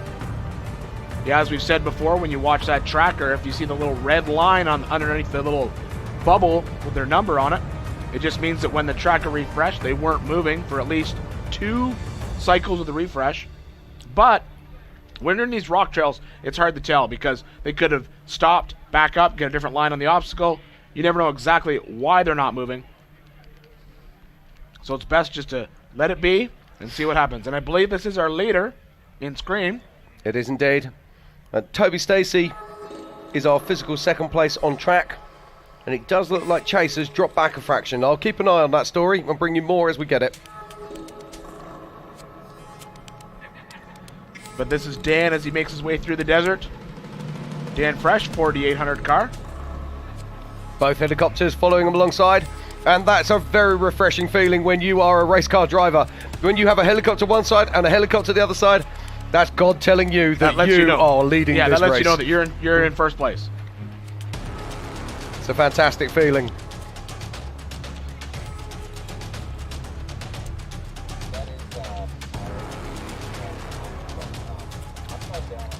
Okay, now we like to get in close with the action. We really like to bring you the very best of the shots. And in Aftershock right now, there is one of our drones upside down on one of the race cars. We can't get it any closer than that. In America, Jim, we say he was inverted. Inverted. Good. And a man that isn't inverted, and a man who's absolutely hauling. Look at this. Dan Fresh is absolutely sending it through the desert. Amazing shots here. It's like a scene from Airwolf. He's that dated you right there. It was an Airwolf reference. But yeah, he knows he's in the lead, and he knows he's just putting time between him and everyone else behind him. Have you also noticed dust? And there's dust in front of him. He's actually looks like he's going to be catching one of the 4500 class vehicles. And there is lap traffic between here and Hammertown. Whoa, did you see that? That got a little bit scary right there. He's a desert racer. He doesn't mind that. He would have been looking, picking his line. You can guarantee that when he saw it, he wouldn't have taken his foot off. Oh, look at that, blazing past. Yep. You can see he went by that 40. I'm assuming they were standing on the push to pass button at that point. But that's why we have push to pass, for exactly these reasons. I mean, he's really hauling there. He's pushing the best part of 100 miles an hour. And right over here in our inset screen, that is our second physical car on course. That's Toby Stacy in Clawhammer. Yeah, Toby Stacy doing a great job here, just picking his way through. Not trying to be a superhero as we cut back to the Method Racing Wheels backdoor section. Looks like we have a Samurai, assuming its most natural position. That's on its side. Sideways. Yep. And that looks like Bailey Cole. Bailey Cole right there. Making his way over the top of Emerson. And you see the R44, or yeah, it's an R44 there, helicopter in the background. Bringing you these amazing images. I wonder if they've got our drone back yet. Excuse me, mister, can we have our drone back? Oh, we got it back up here. We've heard we got it back up. That probably cost a few beer tokens. Our drone pilot there just checking in.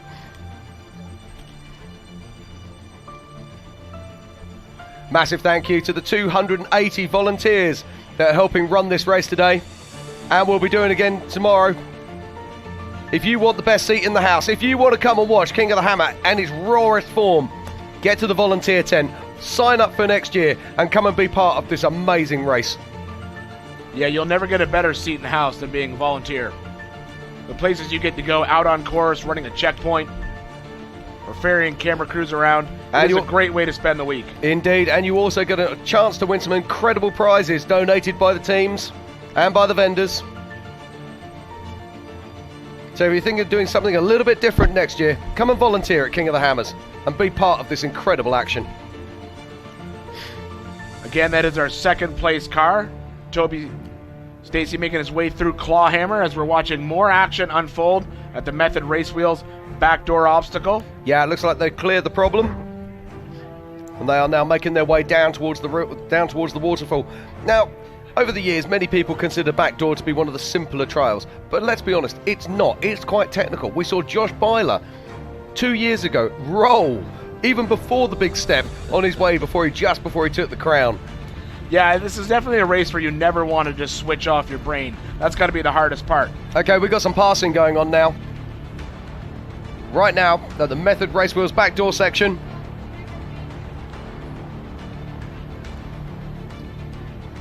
Is that Dan Fresh? That could be Dan Fresh. I think that's Dan Fresh. Yes, that's Dan Fresh. We've got our race leader picking his way down through backdoor. Now, I called it. I'm surprised he did that. But yes, you called it. You said this is a great place for him to get some extra time.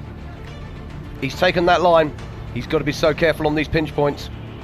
Now, the cars in front of him do not know that Dan Fresh is race leader. Well, but I think based on the number of co-drivers that are out, they know that they'll recognize the car. Yeah. They know that he's obviously probably leading. As you can see, they're just scattering off. I'm playing to devil's either side. advocate, Ian. But Dan makes short work of that. The champion that he is. And can he add another championship win to his list of so many titles? He's coming up to the main waterfall now. Goes past another choke point. Yet another car. Past the course workers. And there's our second place car. Toby Stacy, still in Clawhammer.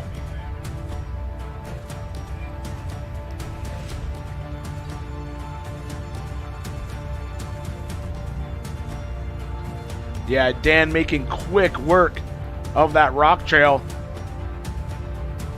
And he's out of it. Very, very fast through that trail. Incredible. Now, Dan Fresh is going to be joining us back in town any moment now. Ladies and gentlemen, are you ready to bring our first place car home into Hammertown? Just has a short desert section left to go. He has to come across the bottom of the lake bed, up through the Bronco arch, and then in through our short course. Turn 19. I didn't want to jinx him by saying it. Someone had to say it. Turn 19. He'll come through. So this is Dan Fresh. Dan Fresh left the line in 5th position this morning. He's been putting his bomber to work all day. Took the lead on the desert loop early on, and that's where he's been ever since. And you called it, Jim. I didn't expect him to come and take that shortcut through Backdoor. I thought he would have played it safe. It's all to do with radio communications. Where was it the last time he was able to talk to his crew? Where was the last time that they could actually say to him, hey, he doesn't know probably that Chase Caprara looks like he might be slowing down on course. So he's got to get in there. He knows Chase is coming from 95th position and he started in 5th. That's a huge amount of time. He's got to get out there and put it all on the line, and that's what Dan is doing right now as he makes his way around the qualifying course, coming on into Hammertown. He's about 40 seconds out.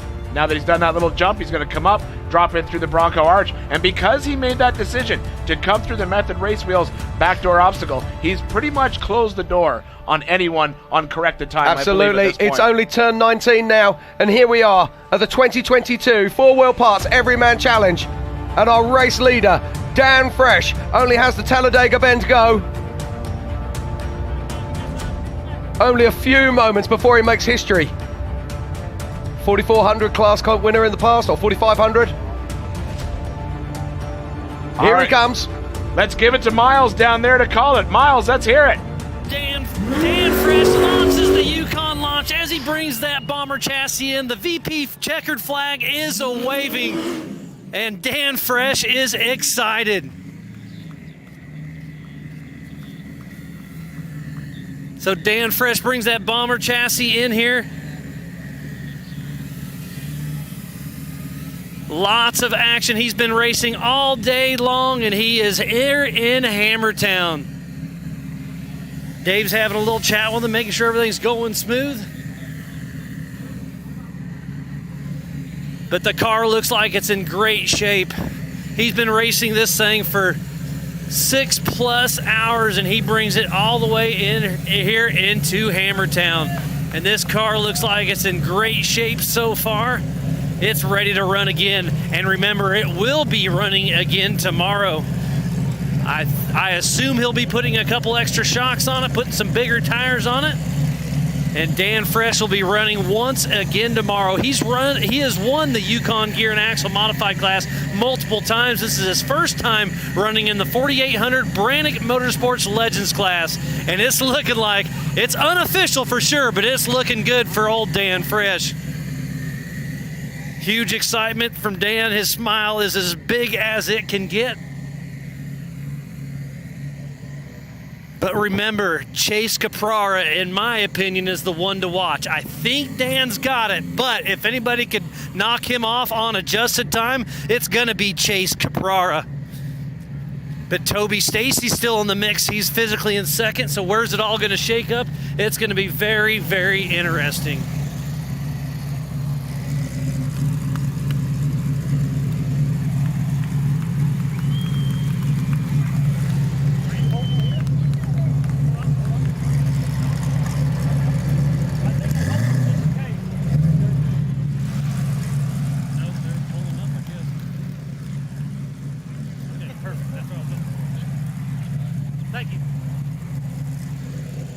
So Dan Fresh is getting his helmet off, but again, the bomber chassis looks like it's in great shape, so they got their work cut out of them for tonight. But everything is so far so good for Mr. Dan Fresh, number 8, and he is stoked. Giving her a little rev tune here at the end. Let him get his helmet off real quick, and we'll just have a quick little chat with him. Way to go, Dan. So Dan Fresh, unofficial first. You've won the Yukon Gear and Axle Modified class a few times. If you can lock down the 4800 Brannick Motorsports Legends class, you're going to be excited, aren't you? I'm going to be over the top, Miles. I'll tell you what, the crew worked hard to get us here today. I couldn't have done it with all these people. These people, they put in a lot of time. We weren't ready for this race, quite honestly. We started working on the car about 2 weeks ago. Mike Johnson, and he was putting in late nights every night. And I just can't believe the car's even here. There's nothing left of her, let me tell you. This thing is used up. We're supposed to race this thing again tomorrow, but Adventure Off-Road, can't say enough about all my people at Adventure Off-Road. That's a company that I have, and we have 4 locations across the Southland, and they helped a lot getting this car ready as well. So my hat's off to them. So I want to, ask how you're feeling right now, because obviously you're across the line first, but adjusted time is going to be close. Chase Caprara started in a 104th position, and he's pushing hard. So I'm glad you ran that pace all the way to the end, because it's going to be down to the wire. Yeah, that's. They kept telling us we were down about 30 miles. Now about 20 miles out. They said we were down by a minute 9, and we gave it everything this thing had the last 20 miles. At heart, you know me, Miles. I'm a desert racer, and when we get to lay it down in the desert, this thing, this bomber chassis is just unbelievable. Fox did an amazing job with the shocks. I mean, they got to tune the shocks for about 15 minutes. That was about all we got, and. Mike, of course, worked some magic with it. Jack, yesterday, threw a few shims at it as well. And, yeah, BFG tires. We got a couple of flats out there today, but they were well-deserved flats. I mean, the pace we ran today is not like I used to run in the 88 car. It was go get 'em, never let off, and we bounced off some rocks real hard. Vision wheels, they held up awesome. I can't believe the drive shafts. JE Reel, huh? I mean, what a drive shaft. So hats off to those guys. Well, Dan, I'm going to kind of let you just kind of sit there and get excited because the anticipation is going to build. Like I said, adjusted time, it's going to be exciting to see. But we'll get you your proper interview up top. But I'm going to let you just kind of sit here and stew on it for a little bit. But again, unofficially, across the line first, congratulations, buddy. Thank you so much, Miles. Means a lot. So while it builds up there on the here in the pits, I'm going to throw it back up to the Jumbotron. You guys take it away. Thank you very much, Miles. Great to get that information from our first official finisher here at the 4 Wheel Parts Everyman Challenge. Now, Jim, the question is, Dan Fresh finishing, obviously, we're going to assume first place, 4,800, but there may be a little bit of history being made here. There could be a little bit of history being made here.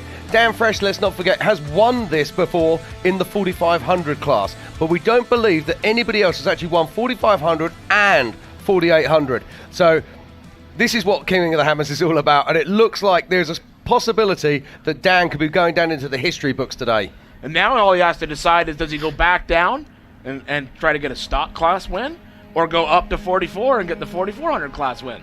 If it was me, I'd want both. Why not do it? He has the ability to do it next year. Absolutely. So if you're looking to sponsor, but now this is important because that was Chase Caprara, and that is Chase Caprara coming round the bottom of her problem, making his way to Chocolate Thunder. Now, we've been doing some calculations. We reckon that Chase Caprara has around about 29 minutes on adjusted time.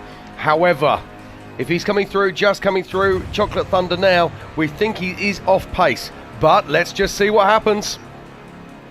Yeah, I had my unofficial stopwatch going. We watched when Toby Stacy came through. We clicked off the stopwatch there, and now we've stopped it again, now that we've seen Chase come through Chocolate Thunder, and he's about 50 minutes behind when Dan went through Chocolate Thunder.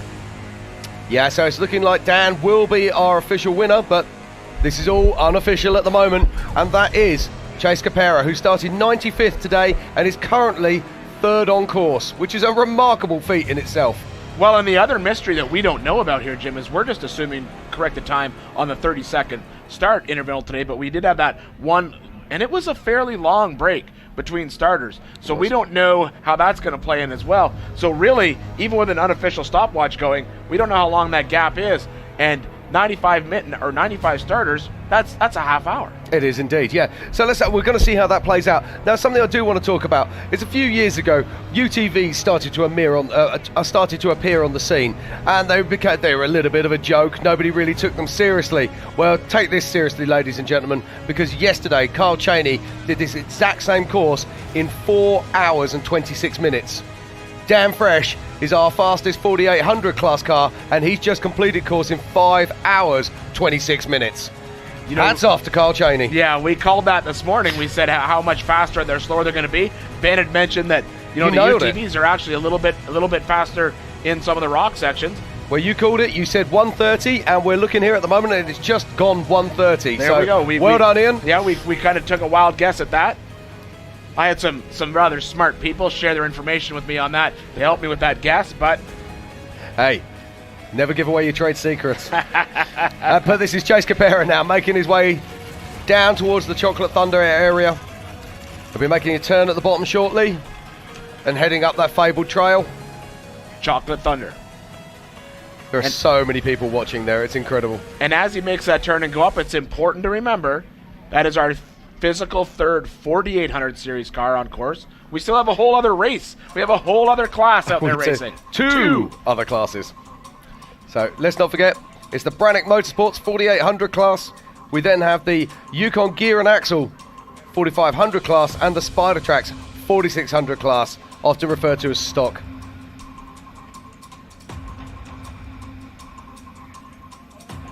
Yeah, the big story in the stock class this year is the number of, quote, stock Broncos that are out there racing. That's Matt Trabino, so this is actually going to be racing for physical position, although Matt is behind Chase on adjusted time. Yeah, so that's third and fourth on course. But as you said, Chase has more corrected time at his advantage. He does indeed. We saw Matt Trabino stuck on course earlier on, or stopped on course, should I say. So Matt not only has to get around him, he's got to get around him and put a gap in him. He is. But Matt's a racer. He's been here for many years. He knows exactly what's needed of him. He's going to have to get in front of him and take him to, here's a little term you can learn, take him to Gapplebee's. Every day's a school day. Now, Matt's putting together a very good race here. The tragic thing is, at the moment, he is fighting for a fourth position that it doesn't look like he can fight back from. Well, we may see Or this a third unfold. position, should I This say. may where we see something unfold at the Method Race Wheels backdoor drop-off. Absolutely. We've been speculating all day who's going to take that. We saw, surprisingly, I was surprised to see Dan Fresh take it, but by doing so, basically close the door on anyone getting him on corrected time. But this is a perfect example of where we can watch Matt. If Matt chooses to get through backdoor quickly, and Chase doesn't, takes the roundabout way, he could get a little bit of time on him there. So I'm doing some calculations here in my head, which is never a great place to be. I understand.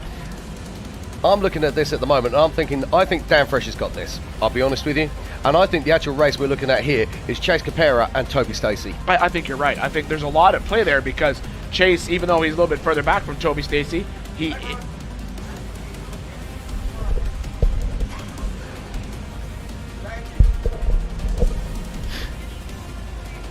Just here in there, the Matt Trabino and Chase Caprara are actually teammates. So they're not going to be going side by side and hitting each other. They're going to be helping each other out there on this course. Well, you think that, but you put a race car driver in a race car and that ends. This is very true.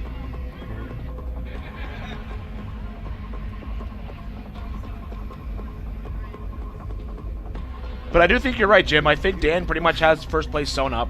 I think the race we're looking at right now is for second. And there's a lot at play there. We've got adjusted time, corrected time. Look at this, wonderful shots here from Chocolate Thunder. Hundreds of spectators lining the course. Give us a wave, Chocolate Thunder, if you can hear us. So good to see. This whole lake bed, when you step outside of Hammertown for a moment and you just look around, it is phenomenal, the number of people here. The best time to do it is at night. This is interesting because he's stepping outside of the rocks here. He's not allowed to do that. There could be course infringements here. And that's Cameron Steele, and Cameron is not going to be amused. But he also knows that he'll get his time back, or this other chap will lose his time. It's just whether he hangs up or holds up Cameron.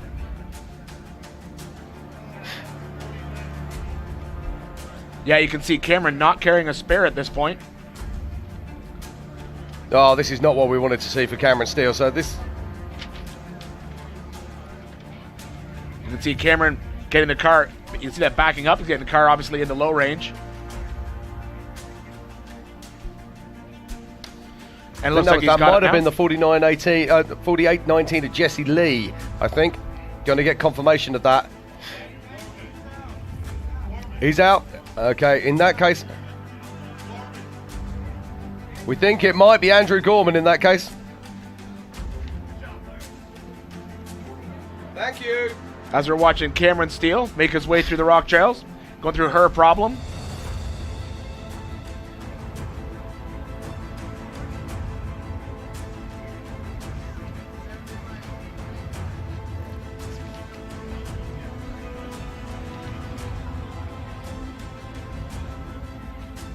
They'll drop down through this section, take a right, and then head up into Chocolate Thunder.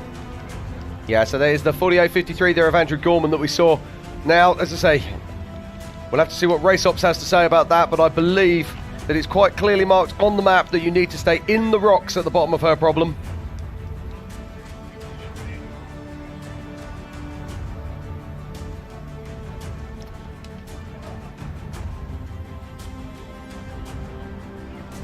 We saw Cameron Steele there. Now, he had problems out on coils earlier on today.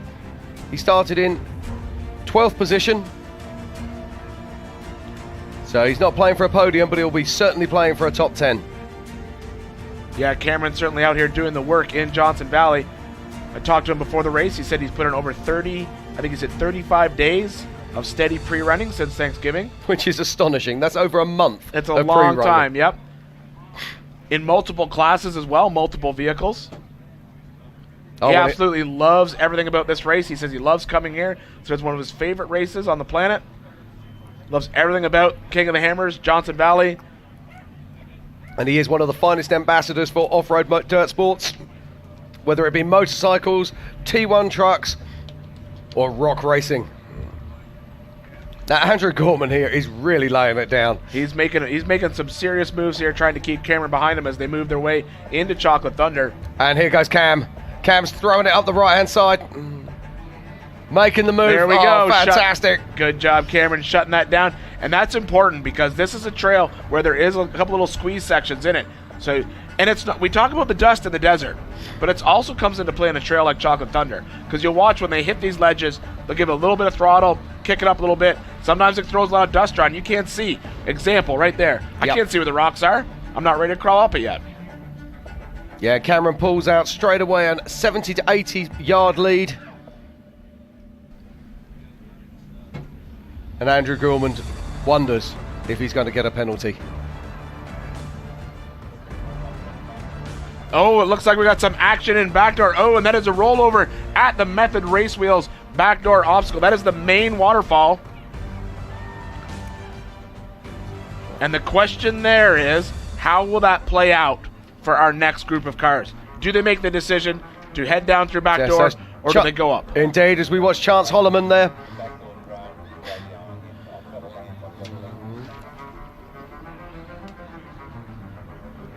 So Chance just picking his way through Hidden Valley and Spooners. Guessing he's probably had some problems on track. We'd normally expect to see him further up the leaderboard than that. But that's the thing with this type of racing. Everybody has a story. Everybody has a tale of what it could have been. I was winning and then. Well, you're always winning right up until.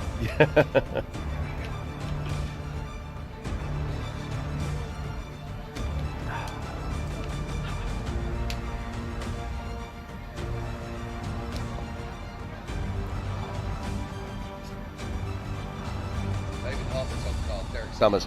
So it's Derek Hartman's old car there. Sorry, David Hartman's old car there, being driven now by Derek Summers. And here we are in Backdoor. It looks like they're making quick work of trying to get that vehicle back over. Looks like it might be another one of our... well, I can't see who it is. Doing a very good turtle impression at present. Maybe throw some dirt over the top and drive over it. That would be one option, yep. But you get an idea of how big the hole is actually in Backdoor now. It's incredibly deep.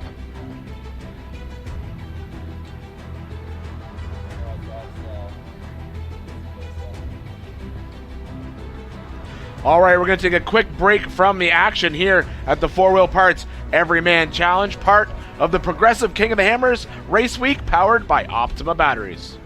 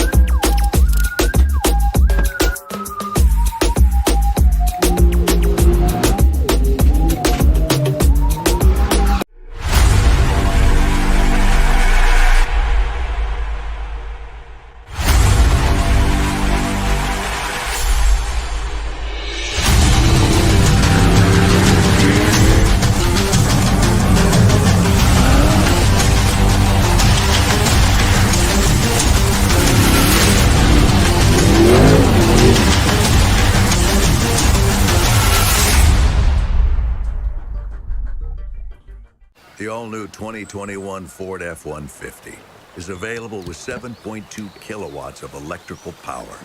In case you ever need your truck to power your kitchen.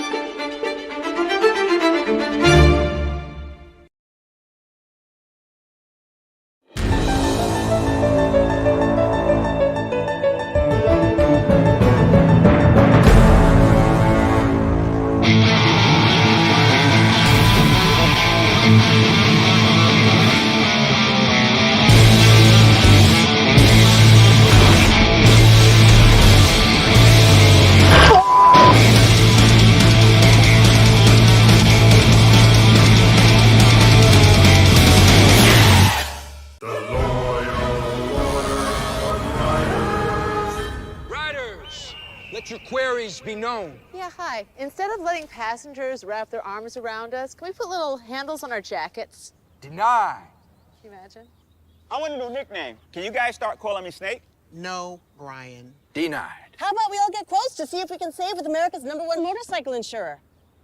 Approved. Cool. Hey, if Brian's not going to be Snake, can I be Snake? No. Conquer the elements, handle the most extreme environments, and dominate the desert and trails with King's new 2021 Ford Bronco 2.5 OEM Performance Upgrade Kit. All kits are 100% designed, manufactured, and assembled in our Southern California facility.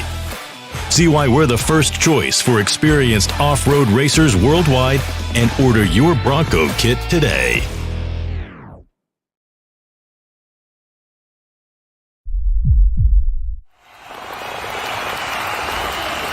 Away we go!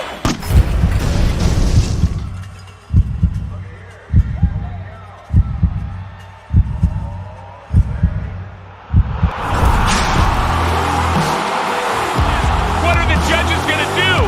Holy mackerel! 97 3/4! The best ever! History was just made! And welcome back to Hammertown. It's a beautiful day here in Johnson Valley, and we are here for the 4-wheel parts Everyman Challenge. And there's just more and more action everywhere we look, and we're live now up on Wrecking Ball. Yeah, that's Matt Tremino getting ready to run his winch out there. We've only had one vehicle back into Hammertown today, and that is Dan Fresh. Commanding lead Dan has on the rest of the pack, so he's obviously back in Hammertown. We'll have to wait till we get official results before we can officially call this race. But that looks like that might be Bailey Cole. No, I believe that's the Levels. Is that the Levels? Yep. Yes, you called it right. That is correct. Saw the big AMS oil on the side quickly before it got out of focus. But yes, that is Brad Lovell. And the big story there is we saw him kind of just come out of nowhere and sneak up on Bailey Cole.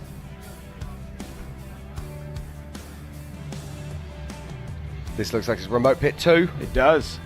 And so, and obviously Bailey's already in remote pit 2. So Bailey is still ahead of him. Or if it depends if Brad's going to be stopping or not. Let's have a look. This is looking like Brad is actually going clean out through remote pit 2. So it looks like we might have a new physical race leader in the stock class. Looks like Brad Lovell might have taken the lead in the Spider Tracks 4600. No, he is stopping. He is stopping. His pit was set up after the spin around. Now, just to let people know, just to let you know what you've got to do with this pit. You have to, if you're going into the pit, you have to drive down round the cone, and come back to it. That's to stop anybody having an advantage. And this is our physical second place vehicle on course at the moment. This is Chase Caprara. I'm just hearing through my PCI race radio that the Gittin Bronco is actually ahead of both of those stock class Broncos, but I don't know if that's true. So that tells me that Lauren might not have stopped at remote pit 2, because remote pit 2 you only have to stop there if you need to stop. Absolutely. Now we were wondering where Lauren was. So it's Vaughn Gittins Jr. started the race today in the Vaughn Gittins Jr. Bronco. However, Lauren Healy jumped in when they came through main pit back here in Hammertown at the end of lap 1. So it sounds like Lauren Healy is really laying down the pace in the Bronco. I'm just going to make this easier for both of us, Jim. We're just going to say that it's Vaughn in the Bronco. It's that simple. Vaughn and Lauren. Vaughn Healy. Vaughn Healy. Oh, that's great, Ned. There we go. We know Vaughn Healy. I like that better than Vaughn, to be honest with you.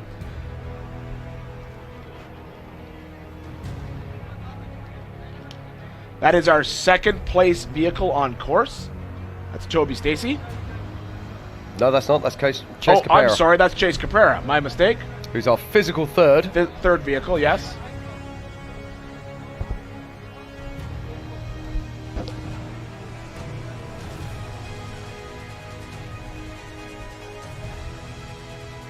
That there is Cameron Steele down in Wrecking Ball.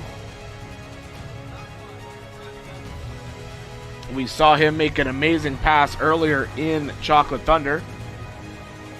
Now, interestingly, we've just seen Matt Trevino winching in Wrecking Ball. So is Cameron Steele going to be able to catch Matt?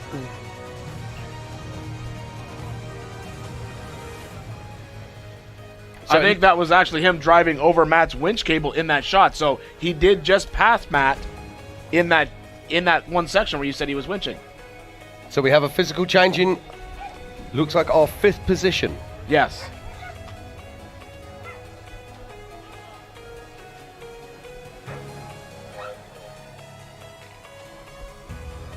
All right, we caught up to Cameron earlier this week. Let's just take a look at that, and we'll see what he has to say about everything King of the Hammers.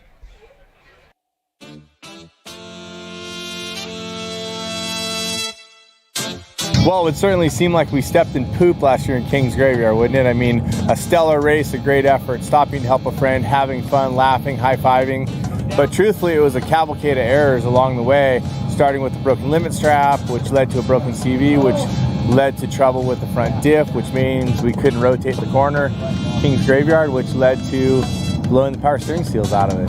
Circus. But that's what Hammers is all about, and you got to keep coming back. I want to make the effort to win. I want to win every class. You know, we've got enough experience now where I feel like we could be on the podium every single time, whether it's in the T3 or the T1 or the Ultra 4 car or even the Can-Am. I think we're in a good position.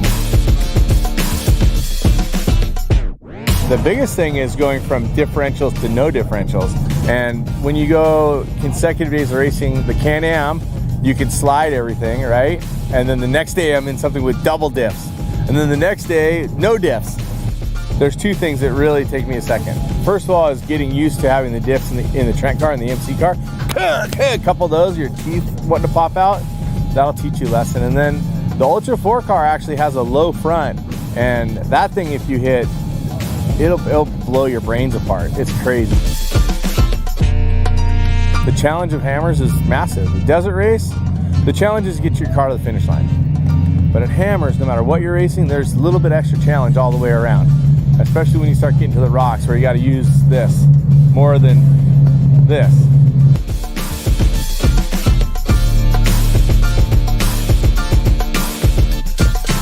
I'm here to have fun. And that's what I love about Hammers, fun. Everybody I go by on the trail, jackass. Everybody's having fun, everybody's thumbs up. It's just a great vibe. Why wouldn't you come?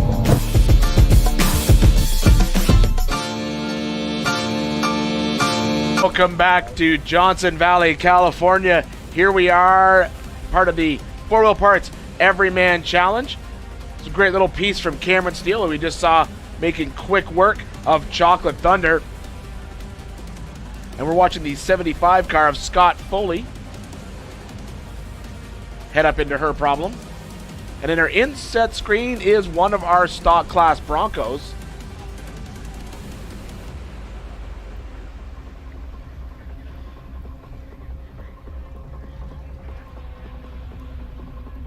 Once again, there's Scott Foley. This will be coming down where he has to make that right-hand turn to get into Chocolate Thunder. We've seen Dan Fresh go through there and make quick work, come back into Hammertown. We just saw Cameron Steele go through there. Once again, we have 3 different classes racing today. The Brannick Motorsports 4800 Legends class. The Spider Tracks 4600 stock class. And the Yukon Gear and Axle 4500 modified class. Dan Fresh came across the line in his Legends class car. We're pretty sure securing the win for himself. And so the story that's unfolding right now is who's going to finish out that podium. Yeah, it is indeed. And that's Scott Foley making his way down towards the climb up that is Chocolate Thunder. He's got to stay in the rocks here when he turns right. In fact, he's already come past that section, so it's just a blaze round this part here. Yeah, it's just this one little section of sand you see every year. They come around. You can see the cars struggle so hard with that one spot, and then it's right into Chocolate Thunder. It's amazing how soft that sand is in that particular area. You come around there, you think, oh, wonderful, a bit of loose sand, and it just tramps on the axles. So Scott making his way up through now.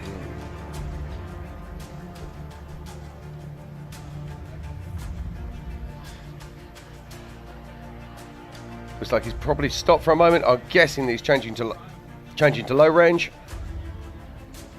Or he's just trying to work out which line he's taking. Let's not forget that not everybody gets a chance to pre-run. So this could be the first time he's seen Chocolate Thunder this year. And if it is, he's going to be sitting there going, I don't remember any of this. Well, it'll change from night to night here during King of the Hammers week. Everyone goes out and runs this. This is one of the trails that's so close to camp. A lot of people come out and run it all night long. You'll see lights up there.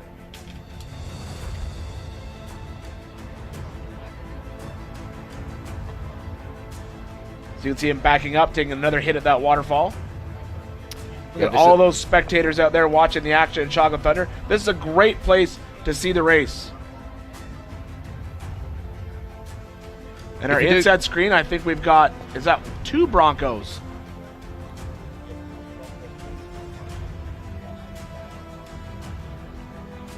So we've got Brad Lovell and Bailey Cole racing absolutely tail to tail here.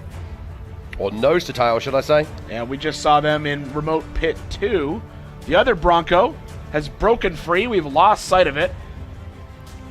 With Vaughn Healy running that one. Vaughn Gittin Jr. going out, running the first lap. Lauren Healy jumping in for the rock lap. And based on what we're looking at on the tracker, it looks like he may be ahead of both Bailey and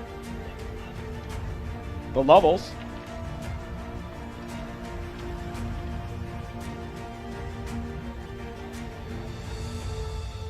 Just looking here, Brad Lovell started in 102 and Bailey Cole started in 104th. So there is an adjusted time element to this.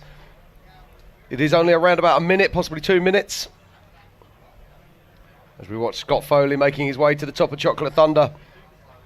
And it's interesting to see the difference in the pace that they hit this versus our leader. Dan Fresh went through Chocolate Thunder like it was just another section of rocks. And this is Toby Stacy. This is our current second vehicle on course. Yes, indeed. And Toby Stacy's been driving a great race today. Came from absolutely nowhere. Just sort of popped up on our screens, literally. He did. Yeah, literally. It's a great run here. So he's got to make his way down through Resolution. This is not an easy trial. Sort of a controlled crash landing as you make your way through. And then you'll have to make that decision at the bottom. Does he go right and go down through the Method Race Wheels backdoor obstacle, or does he go left and go up over the sandhill? Well, we're just about to find out. He is at that transition point now, so he's either got to go left. No, he's taking the sandhill. No, he's not. You lied to everyone at home. Yep. He makes a liar of me. He psyched you out. I've never been a good poker player. The traffic has been cleared out. We saw one rollover in there earlier. Obviously, it's been cleaned up. You probably looked in there and saw, oh, I don't see a lot of cars. I think I'm going to go for it. Absolutely. Right, okay, let's have a look here now. This is the big drop down at the Method Racing Wheels backdoor. And he cleans it. No problems at all there for Toby Stacy. And he is literally minutes from joining us here in Hammertown. And in the bottom of our screen there is Derek Summers picking his way through in what I believe is David Hartman's old car. All right, there is Toby Stacy. He's going to drop down through that one little bit of wash. He'll come out the other side, drop back onto our qualifying course, up to the Bronco Arch, and then he'll come back home to Hammertown. Indeed, he's just coming round the bottom now, short bus, heading round to the bottom of Means Butte.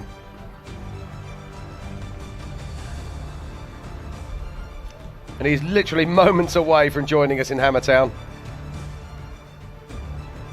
And you can see how choppy it is. The cars go forwards and backs as it takes over the whoops. Huge ruts in that section. It just gets a lot of traffic during race day. Gets a lot of traffic year-round.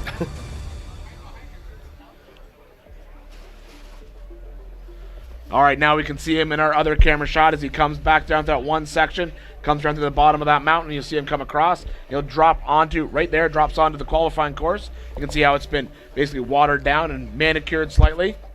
One of my favorite things about this car, that huge 105 on the roof. A massive thank you to Toby Stacy for that, making our life much easier. Yep, comes through the Bronco arch.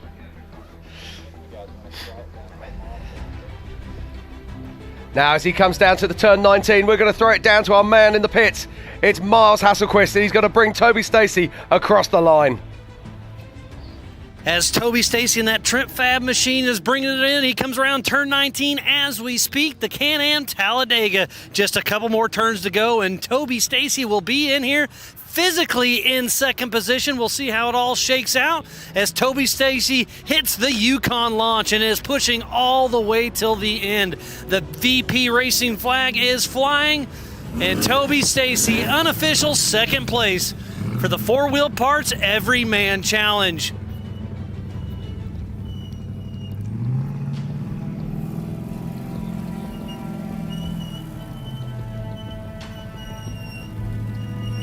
So the car still looks like it's in great shape. All four tires still in action. And the car itself looks like it's in an amazing shape. I believe this is Bailey Cole's old car, possibly, if I'm not mistaken. And you can see the sides of these things are pretty rock-rashed up. But all smiles from these two young guys. And again, this car is beaten, but still in great shape. All four Ditto tires holding up. As he yanks his helmet off, we'll have a quick chat. So you've been racing all day long and you're here. What's your first expression? I wish I would have done more pre-running. It was a tough course out there, but you're here unofficially in second position. We'll see how it all shakes out on adjusted time because Chase Caprara has a little mix-up going on, I'm sure. He's fast. Yeah, he's a fast guy. So you're new on my radar. How long is this your first race or not? Yeah, first time in the car, first time in King of the Hammers. Yeah, that's what I was thinking. And like I said, you weren't on the radar, and all of a sudden your name just kept coming up. I'm like, this dude is on it. So your first time racing here, that is overly impressive. We've got a lot of top-notch names in this sport, and for your first time coming out here, good on you, man. Thank you. Yeah, it's been wonderful. Just one flat, and Nitto's awesome. Yeah, they're not even on the side of my car, and they're impressive. So not yet, but you never know. But like I said, just good job on you, man. I'm super stoked for you. We'll see how it all shakes out, and I'll just kind of just sit here and soak it all in. Yeah, maybe I can pee finally. Well, Toby Stacy is in here unofficially in that second place position.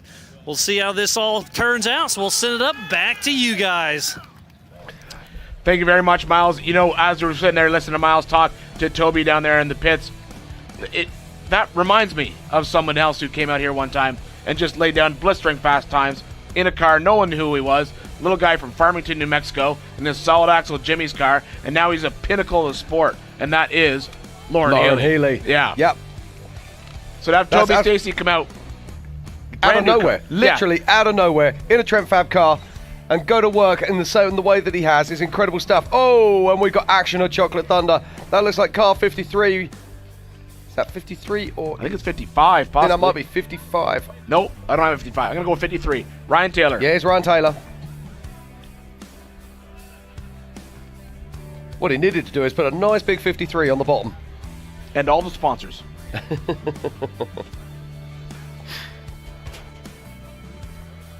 So, you see Arms and co-drivers getting out of the car.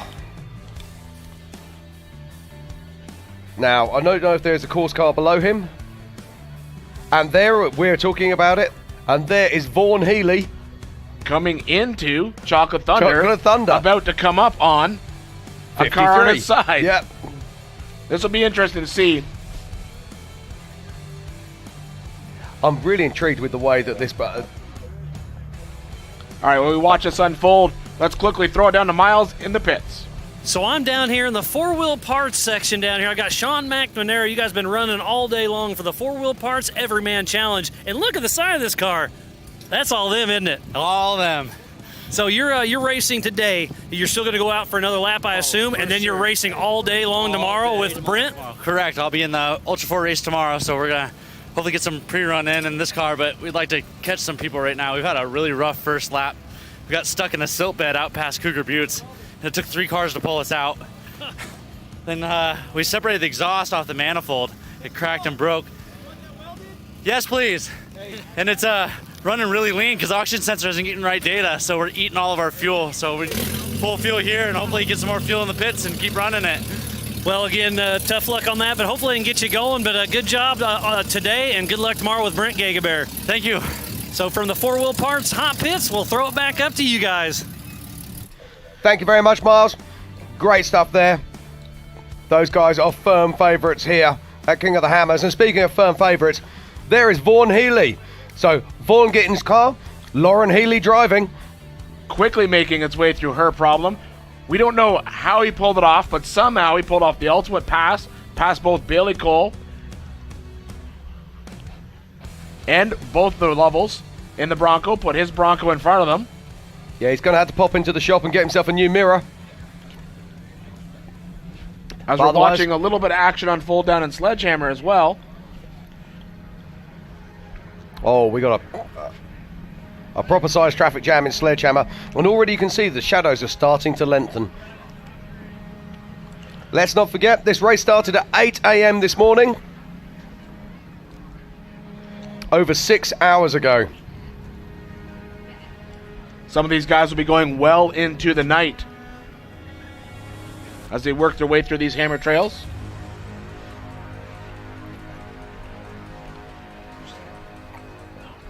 And car 53 there. Ryan Taylor is back on his wheels. Yeah, and that's important because we just saw Vaughn, or Lauren, or Voren, or Vaughn Healy. Vaughn Healy. I like the Vaughn Healy. I like what you got going on there.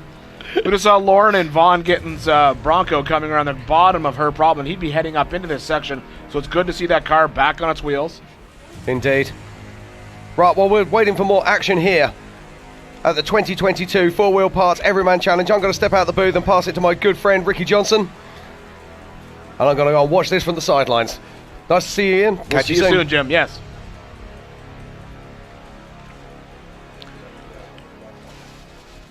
All right, while we make this transition, we'll take a quick break from the action here in Johnson Valley as we're watching the Four-Wheel Parts Everyman Challenge.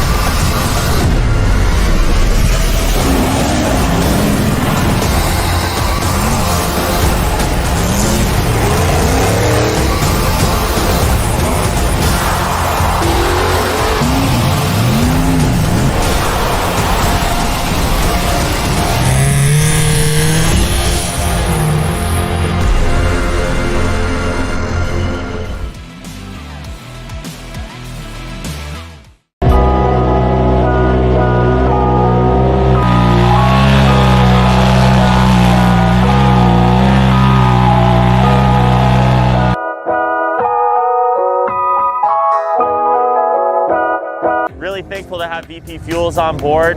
UTV 96 is like perfect in these things, makes them rip. It ran cool, it ran strong. We got into those rock sections where we really needed that throttle response, and it was right there every time. We run all VP lubricants. We haven't had any problems with any kind of leaking or any kind of heating issues. And in the state frosty, no drama, temperature stayed under 200 the entire race.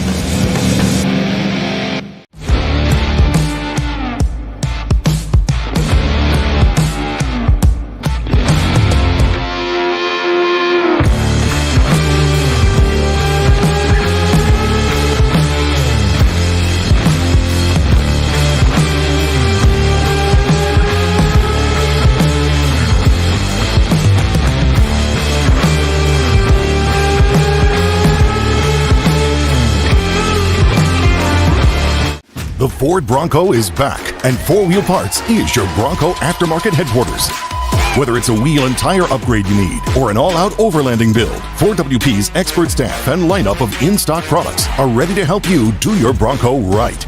Build your Bronco at one of our 100 stores nationwide or shop online at 4WP.com/Bronco HQ.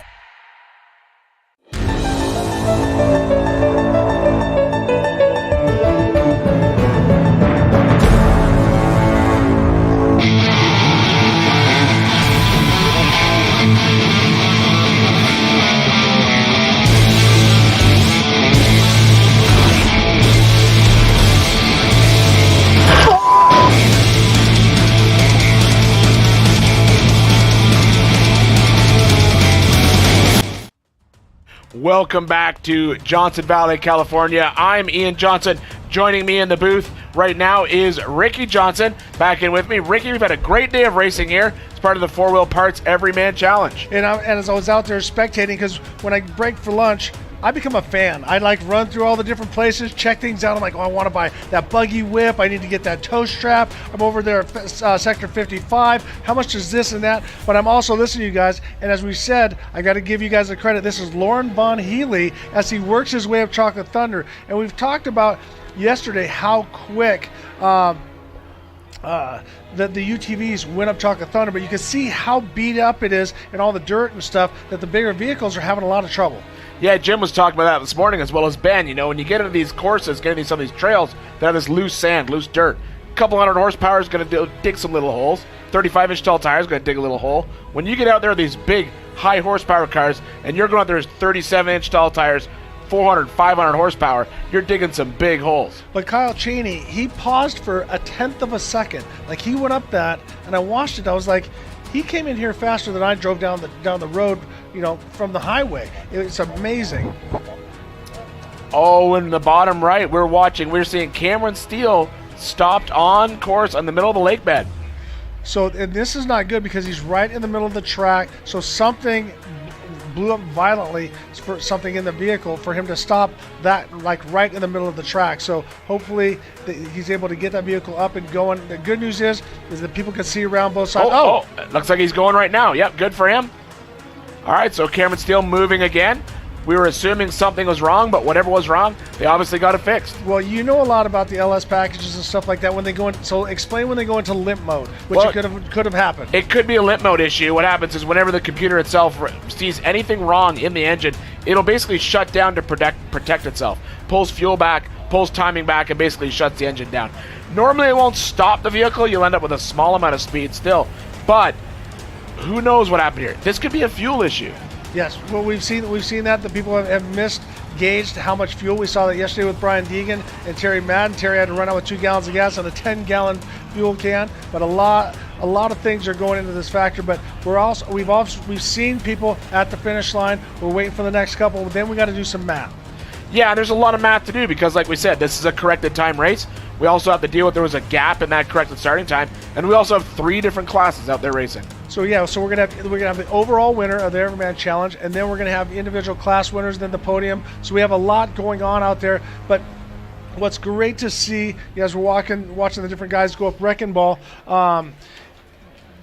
There's been a lot of attrition. I mean, a lot. We've seen a lot of vehicles out and a lot of big spreads. So we saw so much, and we were talking about this earlier, that everybody gets so excited, so amped, and they got to do all this crazy stuff, and they take so many chances at the beginning because they feel they're losing time. But now you see the big gaps between everybody. Yeah, we've got big gaps between everybody, but we're just watching Scott Foley go up through Wrecking Ball. And the big story all day today, honestly, has been what decision everyone makes at the bottom of Resolution. You can come down Resolution, and then you have a choice. You can go up the big sand hill, make your way around the top, or you can drop down in and take on the Method Race Wheels Backdoor Challenge. And that means you're basically driving down Backdoor. We saw what we're going to call our unofficial winner, Dan Fresh. He basically dropped in that trail, dropped down that waterfall to basically sealing his first place finish. Well, and we saw Eric Miller was in the other Jeep, stock Jeep. He took it. So only a couple people. And when Eric went down it, stopped on the nose, balanced, and it's like gave it. Obviously he's a champion. He knows exactly how to do it. Creeped himself back out, was able to pull it off, and they're actually pre-running for tomorrow. So now he knows he's driven Backdoor today. Yeah, and we were just watching Cameron Steele in our main shot there. Back moving again, good to know. We saw him stopped on course, but there he is, obviously moving along quite well. I talked to him before the race. He said, yeah, it's a good car. It's brand new. It's got 3 miles on it. Nice. You're not racing unless you finish it. That's why you got to tell yourself the race is 3 weeks before the race, so that because you can work and then get some rest before the race happens. Yeah, and when we make that comment about how Cameron's been out here putting in the work, he really has. He has fallen in love with King of the Hammer style racing. He comes there and races every class he can.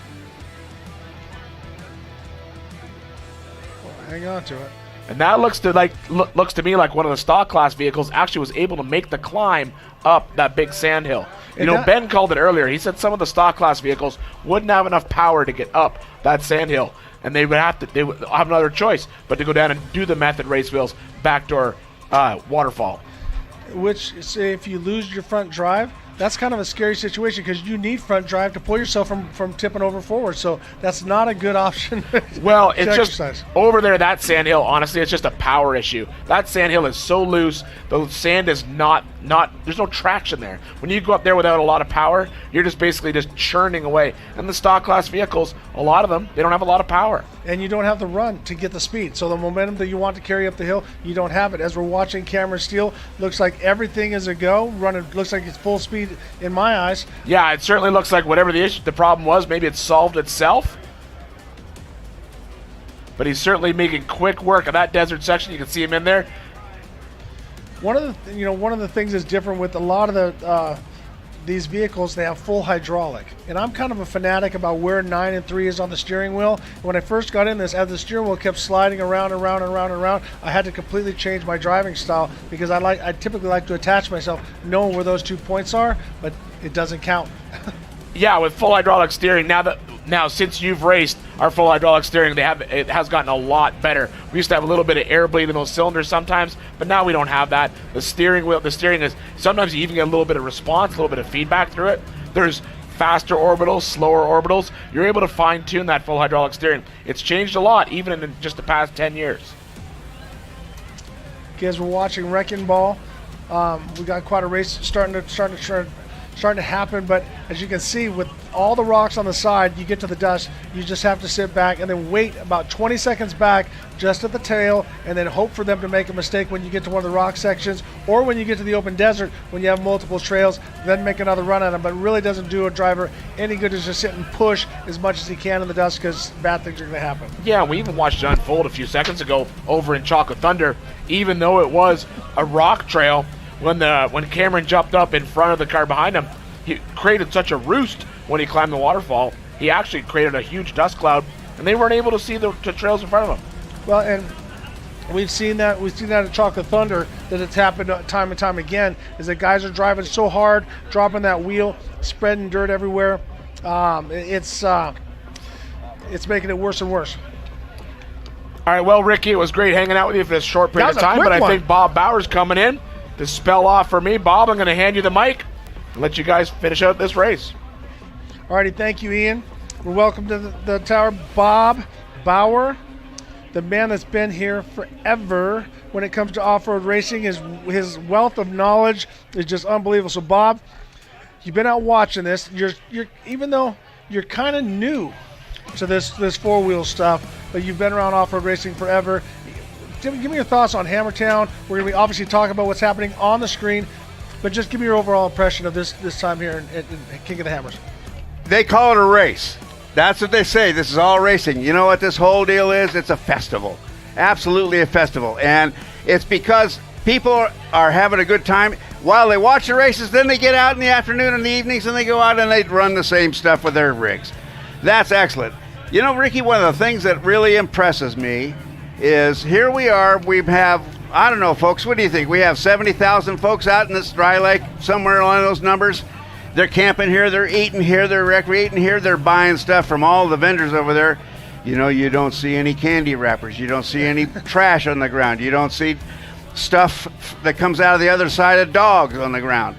I tell you what, you guys are just doing amazing good job of taking care of this 96,000 acres in Johnson Valley. Thank you. And folks at home, don't be folks at home signing off should know yet, about Bob. that. All right, let's Sorry, make a got all quick- excited, No, Ricky. you got going, but that's good. I love it. I love your enthusiasm. 4653 is Tom Bibble as he works his way up Spooners. This is one of the stock Toyotas. Not stock, stock-ish. Stock-ish. But it's a production vehicle. Here's another. This is Brad Lovell. And in her problem, as he starts to work his way up, these are one of the new Broncos.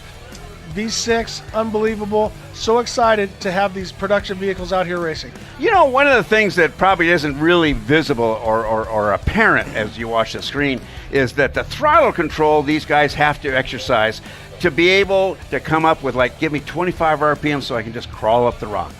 Well, and then that's the thing. That's where we're talking about the three rules I was talking about. And the third one is that you have to use both feet. You cannot drive rocks with just your right foot. There's not enough delay. So a lot of times when I came out here and I was working with Dave Cole, and he was showing me kind of set your throttle and use that brake back and forth, because when that wheel goes up in the air, you don't want that wheel spinning, because when it comes down, that's how you brake axles, that's how you brake LCVs, all different stuff. And Brad Lovell is one of the best in the world when it comes to this, because he's won this Everyman Challenge multiple times in his class, but now he's in that Ford Bronco. They are the second Bronco out on the course right now. But doing a phenomenal job, and it's so great. That is a brand new production vehicle. Obviously, it's got some mods on it for skid plates and stuff like that, but I'm so happy to see Ford back out here. Well, and Brad is a guy who really knows the Johnson Valley. Even though he's a Colorado guy and all the family's up there, he spent a ton of time out here with Ford developing it. That's one of the things I believe that's making this Ford Bronco do so well, is that Ford did something that's amazing, and that is they said, let's talk to the guys who use it and then actually listen to them. Well, and now they're coming out here racing. They went down and they ran the Baja 1000. Yep. You got superstars like Johnny Campbell, Cameron Steele, Kurt LeDuc. The list goes on and on. Brad Lovell. But then now coming here, I think this has got to be a bigger challenge for them than the Baja 1000. The Baja 1000 is long, but you have nothing like this. And I always say, anybody that races off-road needs to come to one King of the Hammers race, and they'll never bitch about Matomi Wash or any rocks or anything else when it comes to racing here, because as we're watching Brad Lovell in the Ford Bronco heading up her problem, you watch, it looks like he's just driving along. And to him, he is. To you and me, it's survival. It's and I'll guarantee you are right, Ricky. He's using both feet. You got to move that weight or hold the weight or change, not let the chassis change too much, because it can get freaky on you. And he's just so finesse. He also has what we've talked about earlier, flow. See how he isn't stopping and starting. He's just oozing along. That's a word we teach in our schools. Make the truck ooze along. Wow, that sounds kind of gross. I just don't know how to spell it. Is it with a U or O? Yeah. Multiple O's. But watching that with a 35-inch tire, it is awesome what he's got. How he just finesses that vehicle down there. That's amazing. According to his left side side view mirror, he got close to a rock. All right, He's got some stuff hanging. Right at the bottom of her problem, he's going to turn right and head right into Chocolate Thunder, which we saw yesterday. Kyle Cheney flew up it in the side-by-side. No problems whatsoever, just rocked right through it. Now, with these 35-inch tires, 37-inch tires, and more horsepower, we're seeing a lot of guys throw a lot of sand back and forth. It's become quite a problem. We just saw Lauren Vaughn Healy, who was driving in for Von Gittin Jr., was the first Bronco through, and he had to winch. So now let's see what Brad Lovell does as he turns right and heads into Chocolate Thunder. Got quite a bit of bite already. You know, it's funny. It's kind of an interesting transition. He gets in the rock. He's easy. He's not doing anything. Gets in that sand, and man, it's flinging sand out of all four tires. You got to make time where you can make time. Yeah. But that's a good thing about these guys, is that they know when to go slow and when to go fast, and when to be precise. And right now, in my opinion, he's just trying to keep as much momentum as he can, because right up here is where Lauren Healy had to do some winching. So let's keep an eye on Brad Lovell and see what he does, and see if he gets there and says, you know what, he's going to look left, right, what am I going to do? Or is he going to send his co-driver out? He's sending his co-driver out to winch, because sometimes when they get so big and they get so rough like that, you're better off not to tear the vehicle up. You got to save it to get up there. And who we see getting out right now is Brad's secret weapon, Roger. That's right. These two guys paired up in the truck together. Actually, I mean, they have such a great synergy that happens. And Roger will absolutely do the very best he can to find a way to plant well, that and saying Roger, you got to explain that's his brother. So yeah. I can imagine they've had a couple fist fights out on the trail, disagreements over the years. As we're watching Chase Caprara come down Backdoor, so he's not far. He's just outside of town. Chase came from back. So he is physical third place, and he was at one point leading on corrected time. So he's done a phenomenal job, but he had something that held him back a little bit and lost a little bit of time. So we'll have to do the math when he crosses, because he started, I think, 95 positions in 95th place. So imagine that's 92 cars that he passed. Golly.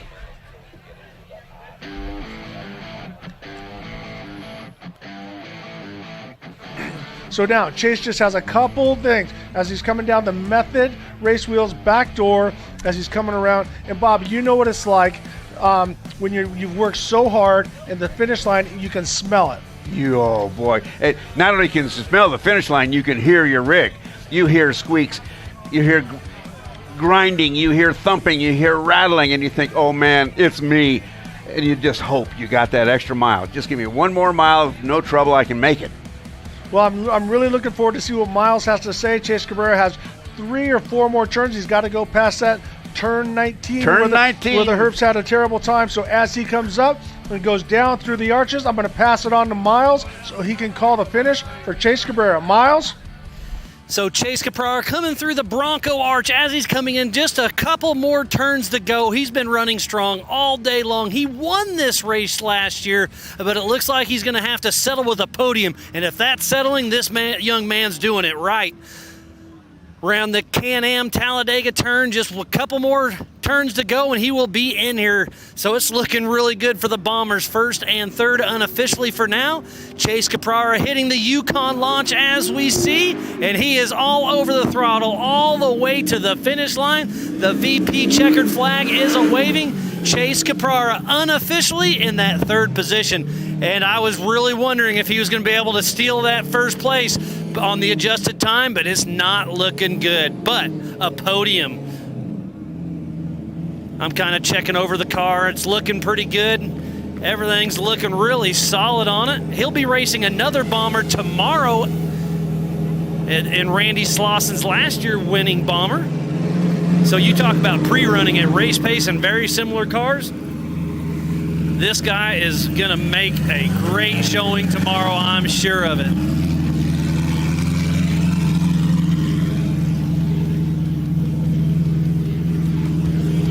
So the car, all 4 corners look like they're holding up great.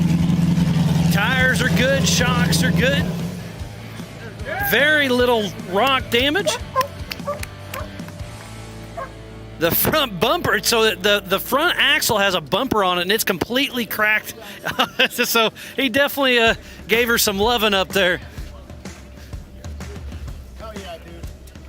Brian Caprara's up here just saying, heck yeah, buddy, you did it. You brought it home. He's super proud of his son, and it is all smiles for the Capraras as we speak. So we got father and son down here. Brian, how proud are you right now?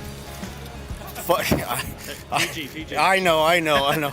I couldn't be more proud of Chase. He came back from the back of the pack, 90, 105th place, something like that, back of the pack. Incredible. Nice, smooth run, 1 flat tire, I think. Been watching him all day, did awesome. So this is one way to pre-run to get on the podium. Unofficially, it's looking good for you, but you're going to be racing this same race tomorrow in this very similar car. You got to be stoked about it. Yeah, this was mainly our pre-running. We only got to really do lap 1, so all the rocks we had to stop quite a few times to figure out which way, because I guess we have the 4400 GPS map loaded up, so we didn't want to make a wrong turn. So yeah, you made it here. I mean, you just got to be stoked. Last year we won this race, and it's looking good for a podium. Yeah, I'm pretty excited about that. And then tomorrow you get to do it all over again. Yeah, I'm not really looking forward to that right now. Well, I'm going to let you kind of calm down. Chase, I'm proud of you, buddy. Good job. But it sounds like we'll probably get ready to send some up to the stage. Well, thank you, Miles. That was pretty, that's a happy man right there you just talked to, I tell you what. Well, he had to work. Let me give you, what do you think we give you a rundown? Official times. In first place, number 8, Dan Fresh. Second place, number 105, Toby Stacy, official second. Official third, Chase Caprara. And 1481, you guys are official. You're in. So that's your podium. So Steele is working his way into short course. Cameron Steele, he's worked his way back. So we're looking at that. So Cameron Steele had a problem. I'm looking to see, look, he's missing his back tire. So he obviously had a tire change somewhere along the way. I'm pretty sure he had it strapped in there, but it fell out. But right now, Cameron Steele, so I'm going to throw it down to Miles with Cameron Steele. He's going to be coming into the finish line. Miles? What am I saying? So here comes Cameron Steele, number 16. He's been racing all day long, had a few issues from time to time, but he is in town. This guy has had some struggles this week, but he's doing great.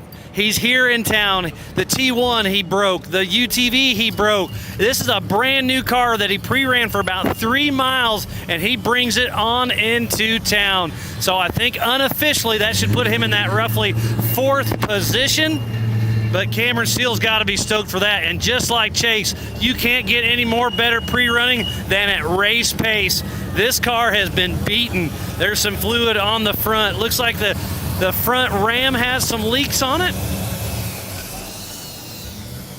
But other than that, it is looking great. This Trent Fab machine takes a lot of beating, but going. It's got these amazing Brannick Motorsports trailing arms on it. He is missing his spare, so he had another flat tire at one point. But yeah, Cameron Steele ran strong all day long. That's Monster Athlete, gave it all he has, and he'll be ready to race one more time tomorrow.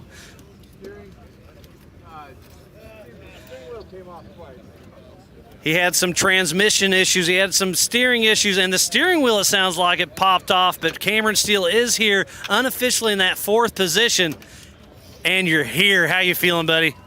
I'm a little pissed, to be honest, but stoked to be here. Thank you to everybody at Trent Fabrication for the effort. They built a beautiful car. This top shelf car is great, but I don't think it's very smart to come in and we had 4 miles on the car before we raced it, including the 2 miles of qualifying. So, well, good luck tomorrow. You had a great day today, but hey, you here, you made it. Good luck tomorrow, buddy. It sounds like we got Pam up top with some interviews. All right, we are here with Mr. Dan Fresh. Started 5th place today, came in this number 1 spot. And at one point I saw you stop for just a little bit, but how do you feel about the day so far? Yeah, sorry about that. It was an amazing day. Let me try get. I was helping get the next car up to the leader.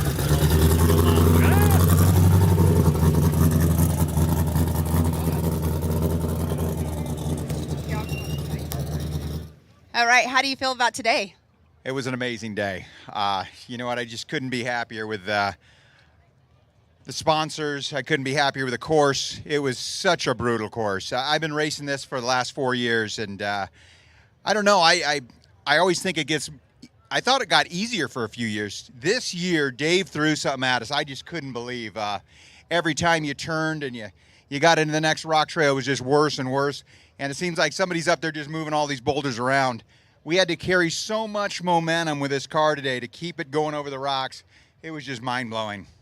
Now, I was out at Remote Pit 1 today, and you came in physically 2nd after starting in 5th place. You came in, and I saw them do like a slight shock adjustment on you. Is that the only thing that you had to do to your car today? That was it as far as adjustments to the vehicle. Yeah, the guys pulled in. We didn't have much time to tune the car, about 15 minutes. And so when we pulled in, they were like, just shut down those back valves. And they shut them down, and it came to life after that. At the first part, we weren't so happy with it, but once they shut those valves down, the car really came to life. We changed a couple of flats. Well-deserved flat tires, no question about it. I mean, we bounced off some boulders out there. We bent up some wheels doing it, and that's when you get the flats. But otherwise, no, it was a clean day. Mike Johnson, my co-driver, just amazing. He's raced this race. I don't think he's won it, but I'll tell you what, he's won it now. And to have him in my car with me is a true honor, true pleasure.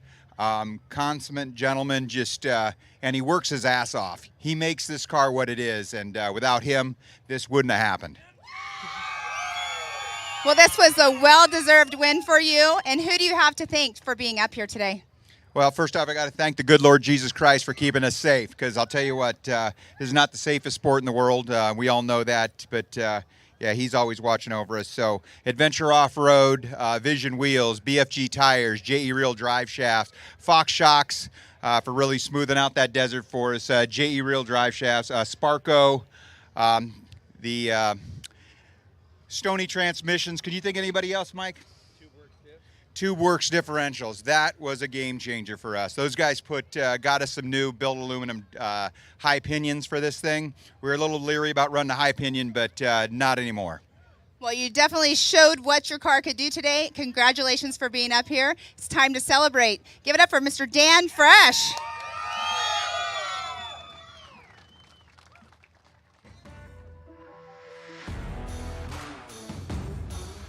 Alrighty, congratulations to Dan Fresh. An unbelievable race today. I think he had minimal problems, Bob, but he just showed, he's been a past winner in this event. It showed he's got that bomber chassis, did so well. Randy Slauson was out in front at the beginning, had some issues, but Dan Fresh brings it home once again. You know his fast lap? 2 hours, 10 minutes, 59 seconds. That's smoking. But what was that compared to his competitors? Well, he was like a 210 to a 228. There you go. So that's the kind of difference that we're looking for, and we're going to hear from the other guys on the podium. We got also in second place. We got Toby Stacy. Sorry, my bad. Hold on. Number 105. And so he'll be in second.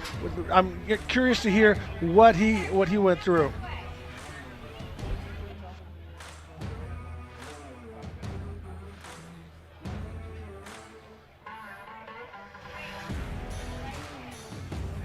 You know, what we have on screen right now is an exercise in patience. This is why these competitive people have to work together. You have to be patient. There's no way to bull your way past all these folks, and that's got to set your own tension really high. It's hard to control yourself in the race car and control your anticipation of death and damage to the car, and waiting for somebody to get back in the car could drive you nuts. Well, and if this is your first race, you don't know exactly, as we're watching some of the competitors come through Chocolate Thunder. We're going to get Toby Stacy up on the stage here in a little bit. That looks like that could be one of the Broncos. I can't quite tell from this angle. We did have no, that is not one of the Broncos. I take that back. We had Brad Lovell working his way up. Now this, I think I'm right. I think it is one of the Broncos, but I don't know which one it is. It's short. All we can see is the flag. Yeah. And okay, I'm trying to find out what we have here. Coming into Chocolate Thunder. Oh yeah, look at there.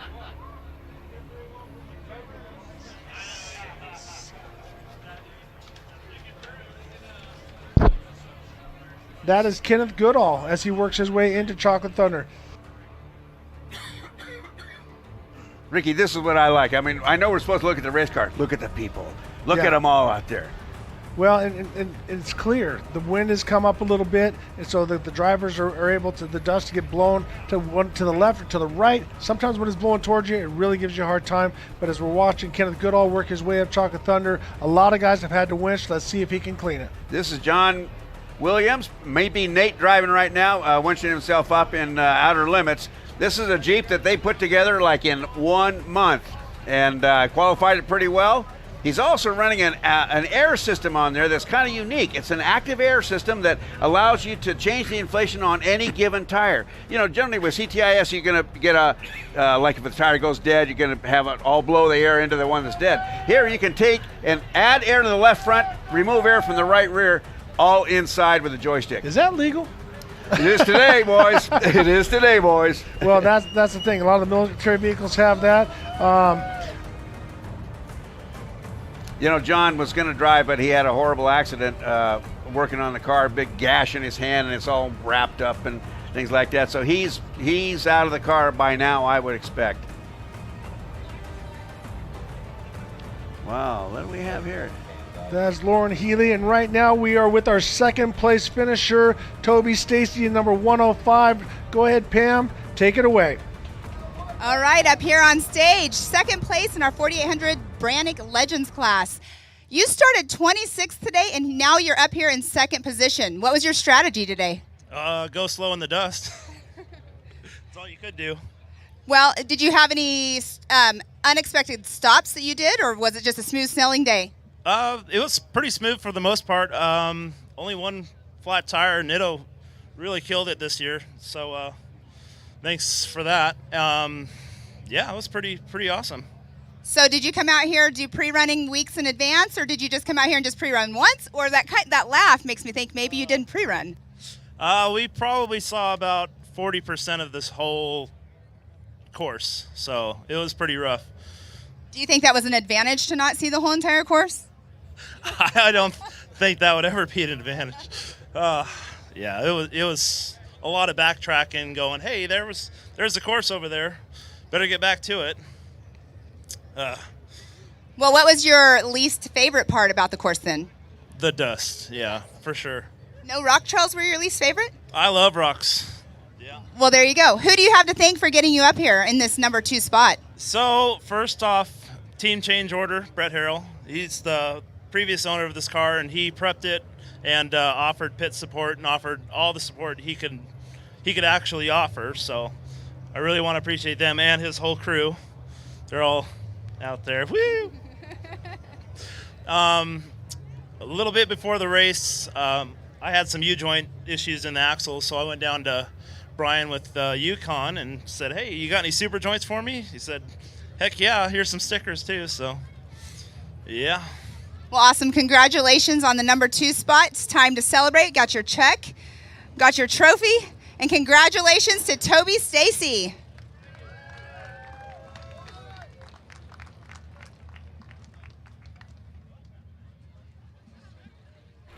All right, congratulations, Toby Stacy. Unbelievable run. That as we're watching Lauren Healy as he works his way up Clawhammer. We've been joking calling him Lauren Von Healy because that's what Von Gittin Jr. did the first lap, and Lauren is doing the second lap. They're splitting it. That mirror has seen better days, Bob.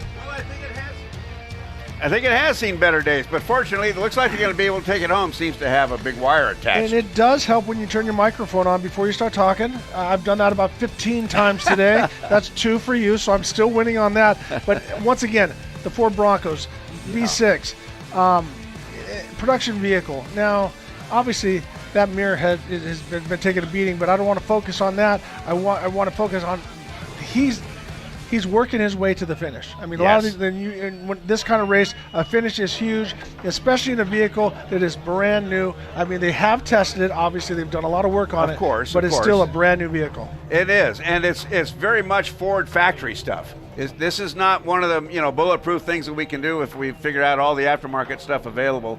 This one has to stick within some parameters, and look at how it's doing. I mean, it's negotiating things that you wouldn't expect a showroom stock thing to do. No, and obviously with a driver like Lauren Healy and Von Gittin Jr. and also we've seen Bailey Cole as well as Doug Lovell. Yeah. I mean we have some superstars out there in Broncos right now. And talking with Kurt LeDuc, who's obviously a superstar in many different things. Yes. He's working a lot with Ford on this Bronco. It's pretty cool to have them pulling in superstars like that. And then they listen to them, Ricky. I mean, I keep making that point, but it's so good to see that Ford says we we'll defer to you. We'll take your input. You guys know how it is in the extreme situation, and they build a better truck. Well, and this is very physically taxing because now we look down there and we see the other two Broncos, and shortly we are going to have Chase Caprara up on the stand here. But as we're watching the other Broncos as they're rolling through, that was Bailey Cole in 13 and Doug Lovell up there in the Amsoil Bronco as well. Doug's brother Brad is going to drive it as fast as he can. Oh, so Brad's in there now. I think so. Yes. Okay. Well, I'm going to pass it. Slipping those tires just real easy. Look how he spins them so slowly. It's easy. Alrighty, as we're watching Bailey Cole work his way up Wrecking Ball, we are going to go to Pam with third place, Chase Caprara. Come on, everybody, let's hear it for Pam and Chase Caprara, number 1481. Thanks, guys. Chase Caprara. Let me rephrase that. I learned the correct pronunciation.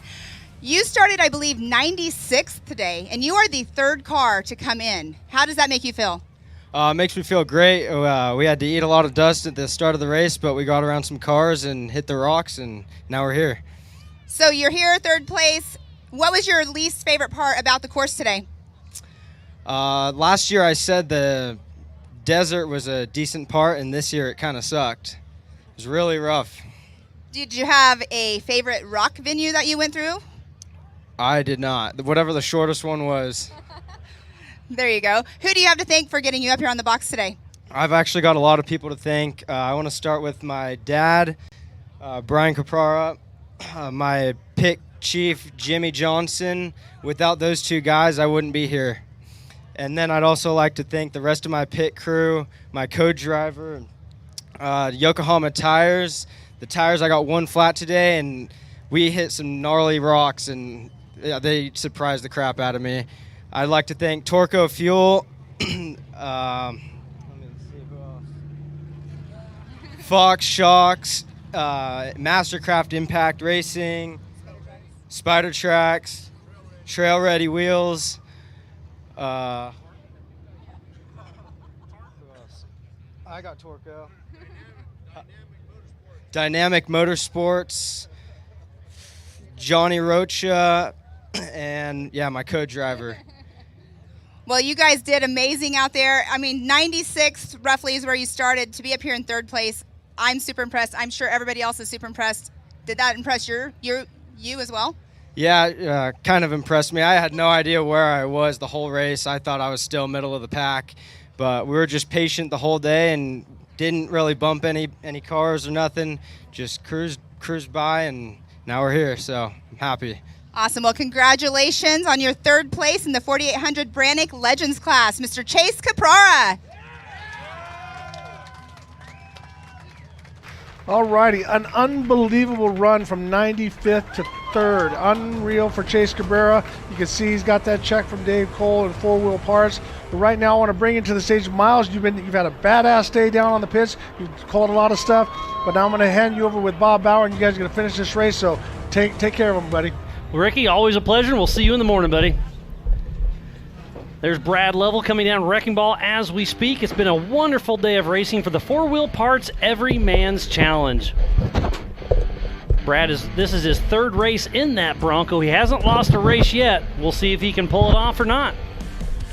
Well, he sure has his work cut out for him today because he had a little trip up in the beginning. Yeah, he had a turbo issue of some sort. Yeah, you lose track position in something like this, and it's just not impossible, but it's tough to recover. I mean, look at our third place fitters. Yeah, it went from 90. What was it, Miles? 93rd to. I heard 104th. I heard 95th, but right around 100. So 50 minutes behind the leader. A bunch of time. Yeah, and you can add whatever kind of a load you'd like to express that with. Yeah, look at that. Easing his way through. But, for those that are in our audience that don't really know exactly, you're not experienced racing, look at this way that he drives. See how he tries to keep constant movement forward. Like we were talking to Ricky, like he just needs to ooze it into the rock, ooze it over the rock, because if you stop oozing, you're stopped, you're parked. Brad Lovell, he's been in the rocks for a very long time, Yeah. so he's just smooth and consistent for sure as we watch him heading down Wrecking Ball. But last night we had an awesome thing going over with Optima Batteries. They raised a whole lot of money for the Warrior Foundation, and they did a fun little thing. They were doing a little drifting with Tanner Faust, so let's check it out. We're out of King of Hammers 2022. This is Trailer Park Drifting at Night, brought to you by Optima Batteries. We are drifting. We've got some of the top drifters, top off-road racers, all battling it out for charity. Little Warrior Foundation. You can donate to the Little Warriors Foundation for studies on pediatric cancer by texting the word DRIFT to 53555. Please do that. It's a great cause. It's a charity that I love working with, and these guys are risking their lives for you. So we're going to go ahead and get the show started.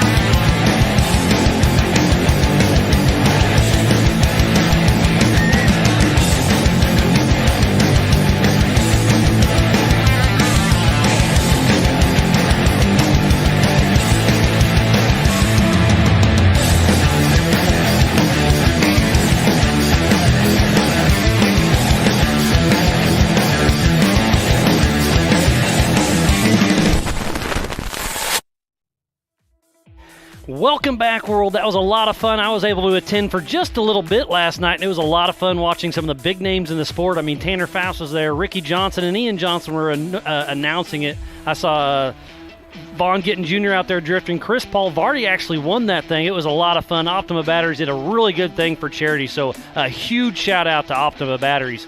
So it sounds like Pam is out on stage with Cameron Steele for the 4-Wheel Parts Everyman Challenge. Take it away, Pam. Thanks, Miles. I am here with Mr. Cameron Steele. He came in 4th place unofficially at this point, and your car has something coming out of the bottom of it. What's going on? Well, I think if we tried to drive another mile, it'd be completely destroyed. We were just trying to make Chase, Chase, so to speak. We have the same name. His first name's Chase. My middle name's Chase. But, Derek Trent and the whole Trent Fabrication team built an amazing car for us. This car had 4 miles on it, including qualifying before we came out and raced it. So it was a little late, but it's such a great idea, and it works so well that I'm just flattered that I get the opportunity to have the opportunity to come out and rock race with it. Thanks to my navigator, Brian. Brian and I went through pure hell today. Transmission line came off. I'm holding this because I was tightening the steering wheel while we were driving. But those are just new car blues, We busted out of the box. I guarantee this Trent Fab car comes back just like this next year with a fresh prep, and no one can stop it. I wanted to congratulate Dan Fresh. He and I have been friends for 35 years. We used to race Supercross together, if you can believe that. That was a long time ago. But I wanted to congratulate him and his team for a great race. Now, I saw you come through Remote Pit 1 earlier, and you were having issues with your steering rack. Did it have a crack in it, or what was going on with your steering? Because you definitely need power steering in this race. Ask one of these guys. They don't tell me nothing. All I know is I put the steering wheel back on with this. Derek, what happened? The steering ram came unscrewed. So, yeah, it was just a cavalcade of, weird things happening. BF Goodrich, not one flat. Raceline, not one broken beadlock. Fox Shocks crushed it for us. I mean, we beat the living hell out of this car. You guys have no idea what it's like racing a single shot car after racing a trophy truck. It's a pretty good adventure. And we smashed in the rocks. We abused this car. I don't know how many people saw the pass in Chocolate Thunder. We just went bombing through the rocks and made a pass for 4th on the road. And the car is just amazing. I don't know. I'm blown away. I'm looking forward to tomorrow for the 4400 race because the Laser Nut car is like the unobtainium car. It's everything you could ever want. But this car right here is a battle wagon, and it smashes. And I'm so stoked to have that opportunity. I want to say I love you to my wife and kids who are actually at Lasertown and support me. I had 22 days of practice, and this is my 11th day consecutively on the lake bed. So that's a lot of days put in for this. I want to thank the entire Desert Assassins and all the Trent Fab guys. Thank you guys. I love you guys. I love the fans. So rad out there having people cheering for you and going for it. And I'm just an old pissed off race car driver that wants to come have fun every time I can. So 5 classes, hell yeah. And tomorrow we're looking at putting that thing on top of the box. I'm not claiming it, but I'm saying we came here to win. 2 years in a row, we just missed. We failed 25 miles from the finish line. Tomorrow we're bringing a car that has had all those things re-engineered, all the ideas changed. Cody Wagoner at Laser Nut and myself have been training for weeks. So we're coming here with our A game. Whatever happens, happens, but we're going to leave it all right out there in the rocks. And whatever happens comes up here. I'm telling you, I put my best effort in.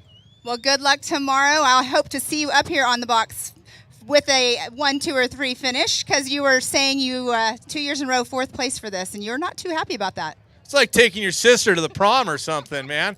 I'm not into it. But I had 2 sisters, but I never took one to the prom. Just saying.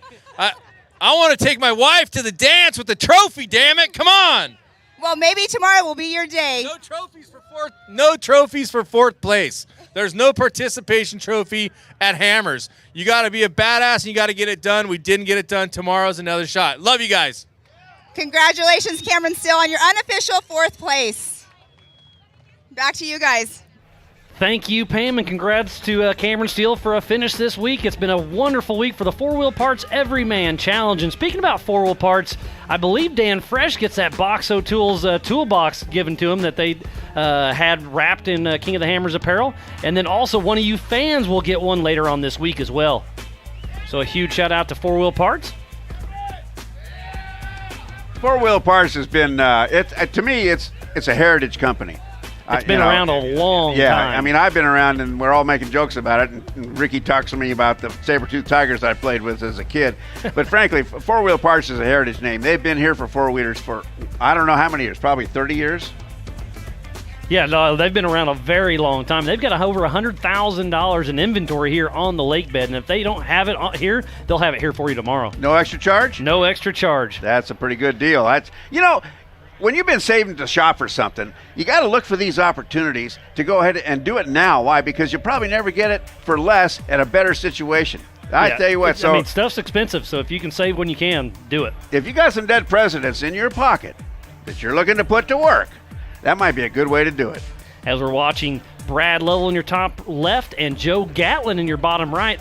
Joe Gatlin, that's a 4570 of John Grounds last year. They completely rebuilt that car. They basically turned it, they cut the front end of it off of that car and turned it into a Miller chassis. So this has got a lot of good things going for it. The Proving Grounds team has a lot of good things going this season. So we'll see John racing tomorrow, but right now it's Joe Gatlin, bottom right. They've got Fly Off-Road with them. Lovell Brothers and Clawhammer right now. Looks like that's out on, it's dark. I just realized there's shadows there. That makes for tough reading on the rocks. Find the line in the shadow, especially when you're coming out of the sun, I would think, Miles, because it's going to start playing tricks on you, too. You bet. Yeah, I mean, you get that light in your eyes and then you go to the sun, and how do you keep a flow when you can't really see what you're doing while your eyes catch up to where you are? You're guessing. Yeah. Bottom right is 4689 of Kendall Glines. In Outer Limits. That's where you don't want to hear an extra noise, Miles. Those extra pops are never a good sound. Nothing bad happens slowly.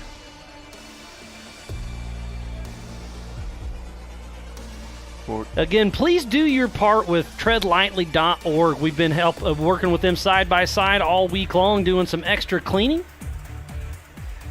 So without those guys and gals, all the volunteers and all the fans can go out there and help us keep this place. It's almost 100,000 acres here in Johnson Valley, and we want to leave it cleaner than when we found it because we just absolutely love coming out here. I was telling that to Ricky, and maybe it's just because I'm so impressed that we have all these people, all this stuff, and they are keeping this desert clean, not just at the end of the deal. They're keeping it clean every minute of every day. I mean, yeah, this place is desolate, but on the weekends it's a lot of fun for a lot of people. Back on screen up in Aftershock is John Williams, number 4623. But yes, again, just back to the point is do your part, help everything, help everybody keep it clean. And lots of people are doing their part. It sure shows. I mean, it is impressive to me. And for those of you at home, like mostly I was talking to my wife because she's always concerned about that we're doing things that are terrible to the desert. And they're not. They're not. I mean, frankly, because it's meant to do this. This is 96,000 acres? Yeah, 96,000 acres here. Designed specifically to allow this to happen. And we're making darn good use of it today. Absolutely. As we're watching two 4600 Spider Track stock class cars on screen, we caught up with Justin Reese, last year's winner. Let's see what he had to say.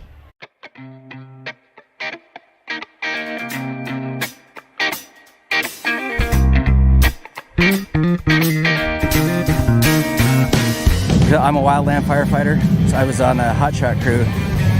Another crew lost 19 members, and I wanted to build another truck. So that's how we got the number 4619 to honor those 19 guys that died on Yarnell Hill. It might not look like it, but every nut and bolt comes off of that truck. Stuff gets replaced. I mean, it's dialed in, and it is a lot of work. We spent probably about 250, 300 hours prepping it for this race. It's still based off of an 85 Toyota truck. It's still leaf sprung, 14-inch shocks. It does have, bigger axles under it, but it's all still, everything's Toyota still on it. And it's a 22RE motor, 5-speed stick transmission that's probably got 300,000 miles on it. I think patience is a big thing in 4600, and then teamwork, because you're fighting from the back of the pack in the most limited vehicles out here. So, I mean, you got to be patient, and then when you run into a bottleneck or problems, you got to get out and solve those problems. And it doesn't matter if it's your problem or somebody else that's stuck in front of you. You make their problem your problem, and you get them out of the way. Even during the race, I mean, you see the fans, people cheering you on in the canyons. Like, wow, that's really cool that they appreciate a little beat-up Toyota out here running the toughest one-day off-road race in the world.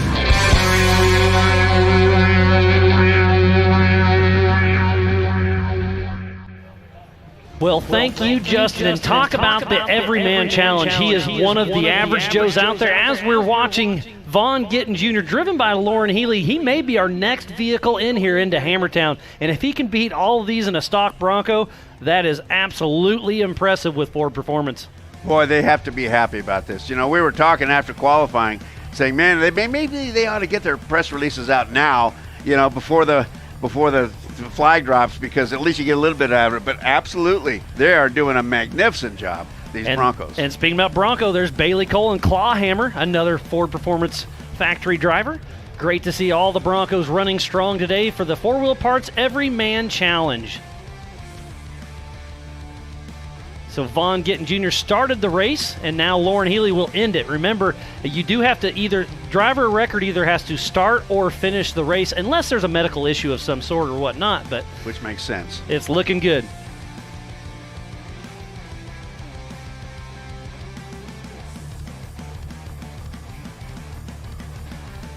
Scott Foley and Andrew Gorman coming down Backdoor or Resolution area, it looks like. See if they choose the Method Race Wheels back door or not.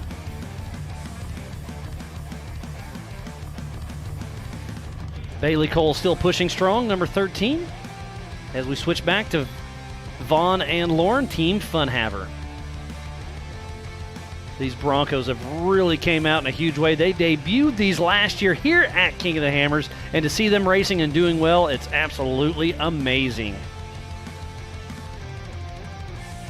We are racing today for the 4-Wheel Parts Everyman Challenge, but tomorrow is the Nitto Race of Kings during the 2022 Progressive King of the Hammers powered by Optima batteries. It's interesting. He's hesitating for some reason. What do you suppose, Miles? Trying to figure out the right line. Yeah, lots of lines to choose out here. I can see how it could be really confusing, because in the desert you're used to following the burned-in line. Well, here we are in Johnson Valley. Everything's burned in, and the sun's with getting all the low. pre-running going on as well, too. Oh yeah, and so I don't fault the guy for saying, wait a second, I thought I'd go hard left here. No, but there's two lines. Well, what do we do? That's where pre-running really comes into it. Homework. And having a good navigator. I haven't played with these the low rants and all that too much. I've definitely seen them, but you really need to learn it. Yes, you do. That right seat. Yes, you do. And Miles, once you get it down, understand how to operate the tool, it can do a lot for you. Just in information, ahead. It tells you what's next, what's Absolutely. next. It looks like this is Brent Harrell, and I believe that's a brand new Horschel-built machine that didn't show up till this week. Wow. And I heard Paul Horschel showed up yesterday, so I'm going to have to go down and check that out this evening, and he'll be starting from the back of a pack with a brand new car tomorrow for the Nitto Race of Kings. Miles, how wide do you suppose that front end is? I mean, that puppy looks like it's well over 95 inches. It's very stable, that's for sure. Yeah. Big ones. You know, going to the rocks, I don't know what I would want is narrow, a narrower car, or a wider car.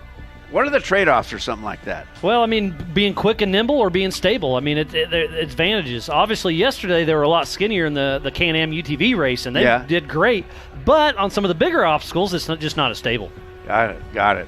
Because I was thinking maybe the wide would also help me get, I could stick it over here and hook it on a walk. They definitely have pros and cons for sure. It's Kevin Condon on the bottom right. Into turn 19 for, who do we have here?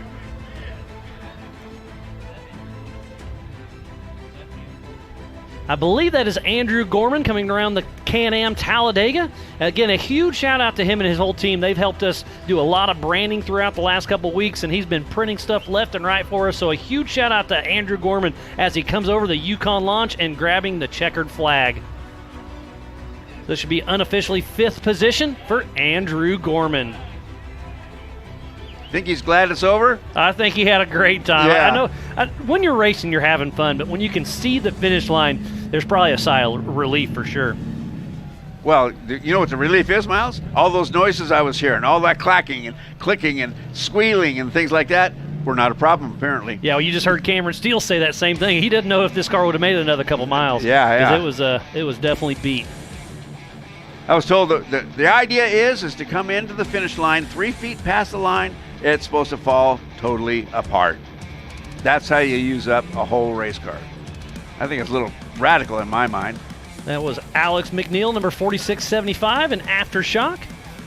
And your bottom right in Chocolate Thunder is Brent Harrell. We'll see his dad, Brett Harrell, racing tomorrow in a 2-seat Horschel-built machine. They've Team Obstacle. They've all teamed up together.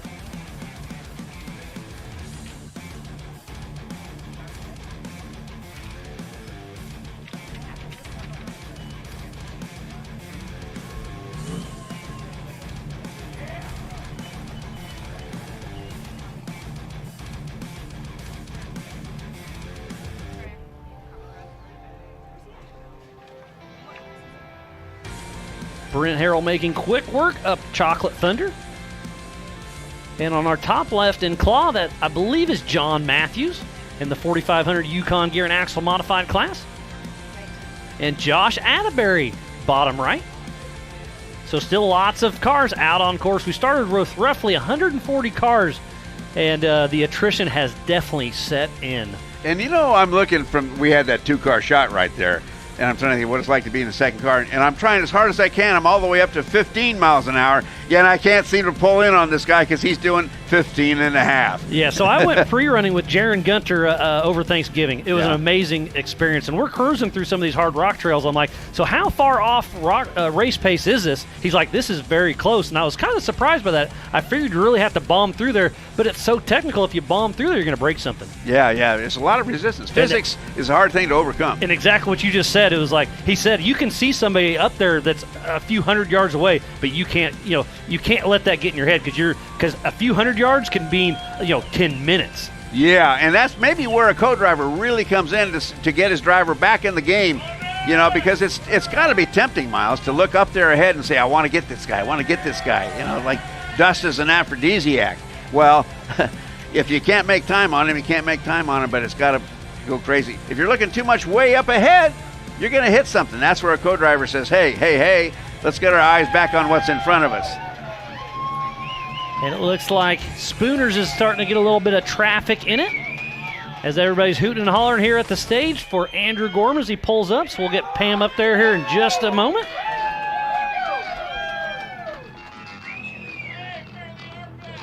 All right, Pam, let's see what Andrew Gorman has to say.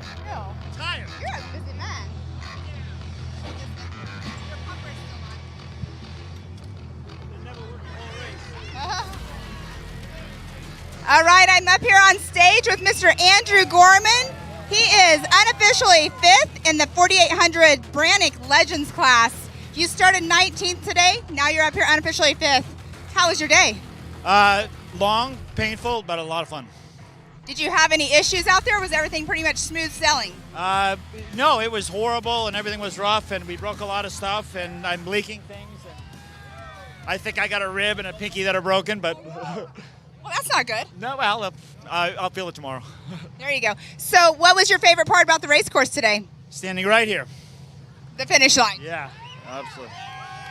Well, and you have your fans out here, your family, your team.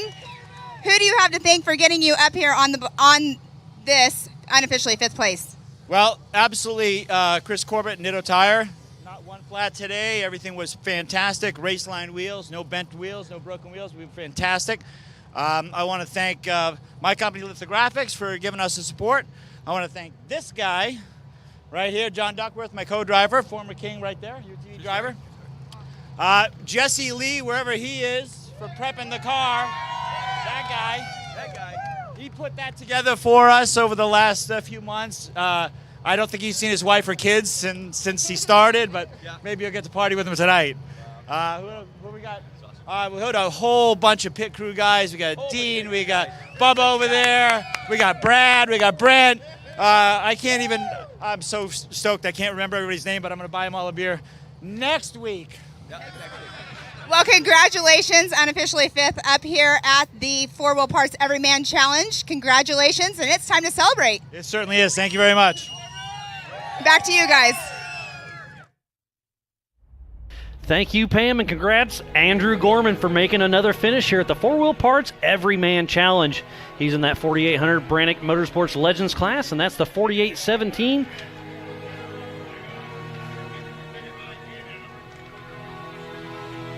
Of Jason Fish, but I think I heard Mike Childress is actually driving that car.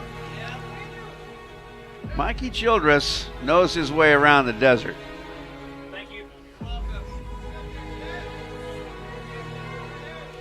And there's Team Funhaver bombing through the desert. We'll have our first Bronco through here in just a little bit.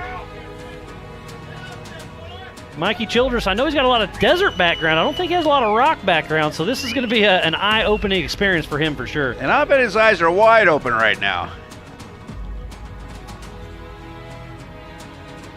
Dustin Sexton, I believe, coming to screen in Chocolate Thunder.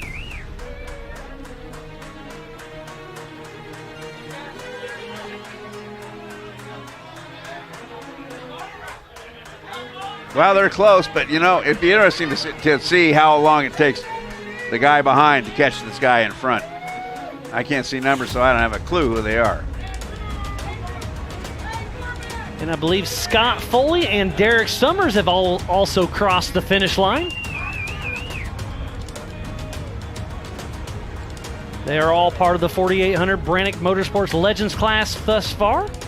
We'll see who can cross next for the 4500 Yukon Gear and Axle Modified class or the 4600 Spider Track Stock class. Kevin Condon bottom right, Dustin Sexton top left. I like what we see on the sidewall of Sexton's tires. That shows you where those rocks are kissing those sidewalls, and I'd call that a hard kiss, bud. These tires have came a long way, and they take a really good beating. It's really hard for a rubber company to build a tire that does everything in every part of the country. Yeah, because they got to go fast through the desert. Yeah. And these are DOT tires, so you can put these on your tow rig also. Oh, exactly right. And in a race like this, air pressure is really part of the deal. Some guys go higher air pressure so that they're better off at the speed sections, like in the desert. Other guys want to go lower pressure for the rocks, and the trouble is you can't go too low. There's a happy medium there. And sweet what spot. Is it? And anything outside the sweet spot ain't sweet. Yeah, because then you can pitch a sidewall or whatnot. And that's Garrett Martin top left, and it sounds like Pam's got another one. Take it away. Thanks, guys. I'm here with Derek Summers. You are unofficially in the 6th position in the 4800 Brannick Legends class. We have quite the crowd out here cheering you on. So today, how was your day today? Actually, the day was pretty flawless with this guy with me. Jason DeAngelis pretty much drugged this car through all the rock trails and everywhere. We had a little bit of problem on the plaque line. He was telling me to stop. I didn't know what was going on. Had a wrench rope rip the front brake line out, so we had kind of pretty much only rear brakes the rest of the time. We really want to thank Yokohama Tires. We didn't get out and change one tire all day long, so it was absolutely amazing. Pit crew put new tires on at one of the remote pits. I saw them changing it. I'm not sure why, but we never had to get out and do a tire. So thank you very much, Yokohama. It was freaking amazing. Well, awesome. What was your favorite part about the course today? I think Jason just sitting there talking to me, telling me stories. It was fun. I'd start getting all jacked up, and he'd start talking about licorice or whatever, and we just started having fun and a blast. Once we got to the rock trails, it was just kind of like a weekend. We just kind of started play wheeling and picking our way through the rocks, and it was cool. The guys definitely checked out on me on the desert. I need more experience in the high-speed stuff for sure. They were smoking out there. Well, you did amazing. You had a great day. You're up here. You finished this race, the 4 Wheel Parts Everyman Challenge. Congratulations. Time to go have some fun tonight, right? Oh, hell yeah. Yeah, we're going to get in the buggies and go hit some shit, I think. There you go. Do you have anybody else to thank besides Yokohama Tires? Yeah, I'd love to thank my wife and all my friends that came out and helped me. I had a huge crew. Johnny Webster, Tina Burns, all the Burns family. Thank you guys very, very much for coming out and helping me and supporting me. Awesome. Well, again, congratulations to Derek Summers. Back to you guys. Thank you, Pam, and congrats, Derek Summers. And I believe he just bought that car from Dave Hartman not too long ago. So to finish in the top 10, that's very impressive. And here's our first 4600 Spider Track stock class. This is right around the Resolution area. Team Funhaver may be bringing it in for a Ford Performance Bronco win.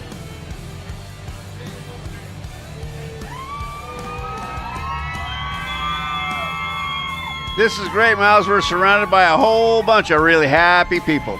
The 4 Wheel Parts Everyman Challenge is a huge crowd favorite for a lot of people, for a lot of reasons as well. And I just love the crowd out here. There's so many friends and family out here, and they are just enjoying every second of it, just like we are here in the booth. Yeah, exactly right. I mean, it's got to be thrilling. And, a family, they've been working to this for a whole year. And or even longer, because some of them are saying this is the first time I ever had the car, or we don't know what we're doing, but we're going to have fun. I talked to a fellow who said, I asked him a simple question. So what are your chances? This is before the race. He said, the chances of finishing? Maybe. Chances of a good time? Absolutely. And that's, like I said, normally there's only about the top 15 to 20 that actually have a real shot. There's still a few that could make it in there, but most of these people, it's just a bucket list item thing, and they just want to bring it home and bring it a win. Looks like that's Kyle and Jade Wickham bottom right. And here comes Team Funhaver towards the back door area. Is he going to take the bypass or drop down back door? Does he have the horsepower? He's got that twin turbo 2.7, so it's possible he can make that sand climb. We saw a lot of the 4600 Spider Track stock class struggled with the sand climb, so they had to come down back door, the Method Race Wheels back door. It may be cliche to say, but gnarly is the word. Absolutely. No question. Gnarly. Vaughn getting started the race this morning, and then Lauren Healy's in the driver's seat right now. They're both Team Funhaver teammates, and they've really teamed up for this Ford Bronco. And they will both be running tomorrow. Lauren doesn't seem to be sending it quite like he didn't qualify the other day. Well, it's a completely different car, that's for sure. Yeah, Lauren Healy's a two-time king here at the King of the Hammers, and he's got a legit shot, obviously, right now and tomorrow. Yes. Miles, how many miles is Backdoor from the finish line? Just about, I'm going to say a mile and a half, or maybe even less than a mile. So if he doesn't botch it, he's got it. Yeah, so he's taking the bypass like we assumed. Yep. Now he's just got to power up there, put that Ford Performance to work. He's up and over, so we'll have him here in town in just about 2 minutes. It's got that, this is on the backside of Backdoor, so it's that sandy wash zigzag area. Not too much. If you're going too fast, you can catch a side, but there's nothing too much in the way of dangers as long as you play it smart. No boulders, rocks, or anything in the roadway? They're there, yeah. But as long as you play it smart, he'll be just fine. And there's the top of the Backdoor section. Tonight, that'll be a party. Play it smart?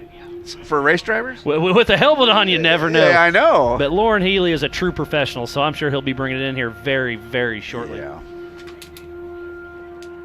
It's really great to see also, Miles, all the crowds in the different places. And what you have to credit Ultra 4 for is, in our shot now, we've got great crowds towards the finish, yet we also have a whole bunch of porta potties, so we take care of the desert. Yep, that we do our part to help everything run smooth. And speaking about doing your part, we need to give a huge shout out to Can-Am, Ford, Bronco, Monster Energy, Optima Batteries, 4-Wheel Parts, Method Race Wheels, Progressive, King Shocks, Nitto, Holley EFI, LaserNut, VP Racing Fuels, and Griffin Radiators. So please support who supports the sport. We would not be racing here today without all of those amazing partners. As Team Fun Haver, Lauren Healy driving for Vaughn Gittin Jr. will be coming around the corner in just a moment. He'll be going up and through the Bronco arch here very shortly, and we'll bring him on into town. He'll be the unofficial first winner in the 4600 Spider Track stock class, and this is a brand new Bronco. They just finished it just a month or so ago, did some testing and tuning, but this is the first race for that Ford Bronco. That's amazing when you think about it, because generally there's learning curve. You know, there's teething problems and things like that. Yeah, the new car blues is what I call it. Yeah, yeah. Lauren Healy with Team Funner brings the Bronco through the Bronco arch. He'll have him here in Hammertown in just a moment. He's got to be super stoked. The whole team has to. About to be very happy. Coming into turn 19, he'll take it a little easy through here, and that Ford Bronco will be in the infield as we speak. Heading around the Can-Am Talladega. See the 4-Wheel Parts arch as our drone takes a little dirt nap. Oopsie. Lauren Healy's getting ready to hit the Yukon launch, and the VP Racing Fuel flag will be flying high, and it's all smiles from Lauren Healy right now for unofficially winning the 4600 Spider Track stock class in that beautiful Ford Bronco. Dearborn is happy. What a great, great effort by everybody in Ford Performance. You know, something that they know and we all kind of deal with. You can't fool the finish line. Absolutely. It's and not marketing anymore. And what's more important than that, they put that Bronco ahead of they're in the top 10. Really? I mean, that is just overly impressive with a stock vehicle. I don't know if that's ever happened in the 4-Wheel Parts Everman Challenge. Top 10, my gracious. And on adjusted time, he may be top 5 because he started in the back of the pack. So if I'm reading my screen, unofficially top 5 for Vaughn Gittin Jr. and Lauren Healy with Team Fun Haver. Sledgehammer's turning into a little bit of a parking lot. It looks like I see George Schooley, Evan Sherman.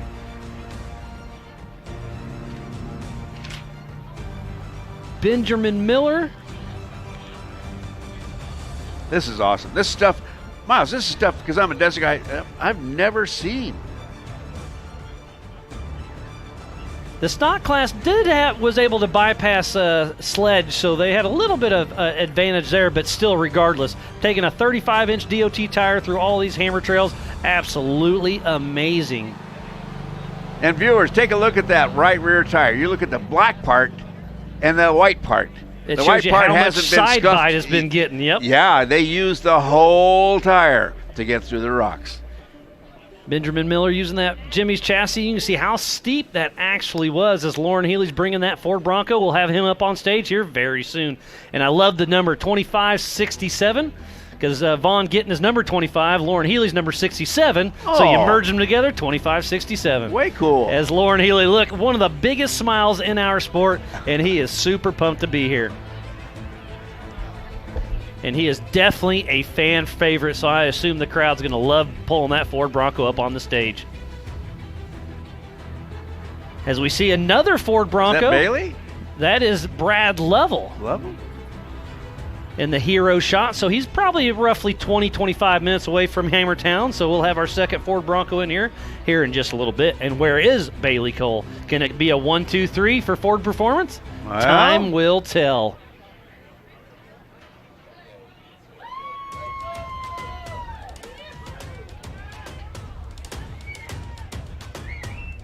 So, Pam, it sounds like you have somebody up on stage, so take it away.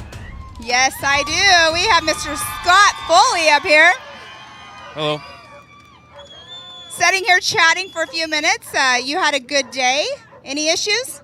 Yeah, we lost the reservoir on the shock in the rear at, I don't know, mile or right before, by the buttes. And their car rode like shit all day. It sort of started banging, and the front went away. We just got beat up. So, can only go so fast, but we made it back here. Well, having issues with a shock out there in these rock sections and everything would not be fun, but who do you have to thank for getting up here today? All these people right here that are screaming and yelling, our family, our pit crews, my co-driver, Randy, who builds these cars, King, Laser Nut, Warren, Odyssey Battery, my wife, yeah, my daughter, my son, who's probably in the motorhome, and just Dave Colfer for doing all this for us. This is awesome. Now, you were saying you've been here for how many years now racing? 10 years? Yeah, this is our 10th year racing.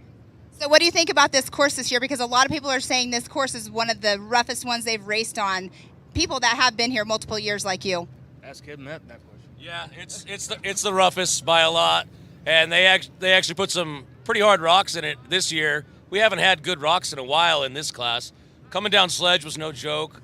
Going up Jack without winching, that was pretty hard too.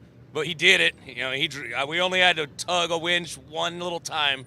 Other than that, Scott drove everything perfectly. It was pretty good. Well, awesome. Congratulations on officially finishing this race, because finishing this race is a win in itself. So you guys go have some good drinks and good dinners, and congratulations, Scott Foley. Thank you, guys. Well, congratulations to Scott Foley. Thank you, Pam, as we see Anthony Areola in bomber number 1 heading towards the Chocolate Thunder area. So we'll get Vaughn and Lauren up on stage here shortly. Looks like Anthony Areola has a couple left flat tires. The front looks flat for sure, and maybe the left rear as well. Left rear looks okay, but that front is not going to do him any favors. So while we wait for Vaughn and Lauren, Team Thunderhammer, to come to stage, we'll take a quick break, and we'll be right back after this. Renowned worldwide for reliability, the ARB air locker is a must-have for off-road drivers, including rock crawlers, overlanders, and racers. With over 100 applications, ARB air lockers gives your vehicle the traction you need to tackle virtually any challenge with the flip of a switch.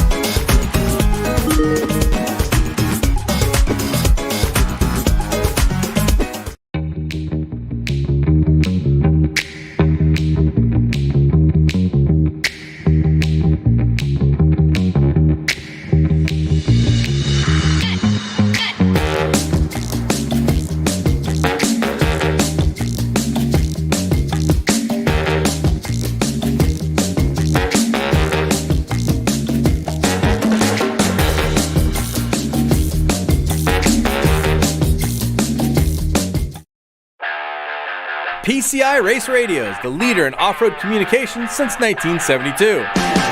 Our equipment was developed for racing in Baja, perfected for enjoying the weekend with family and friends.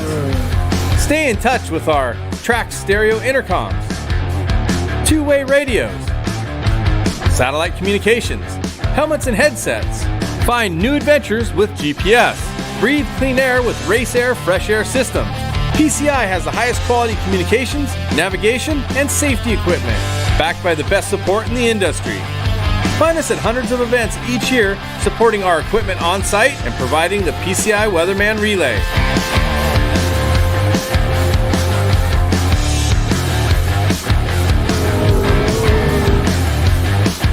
See you in the desert.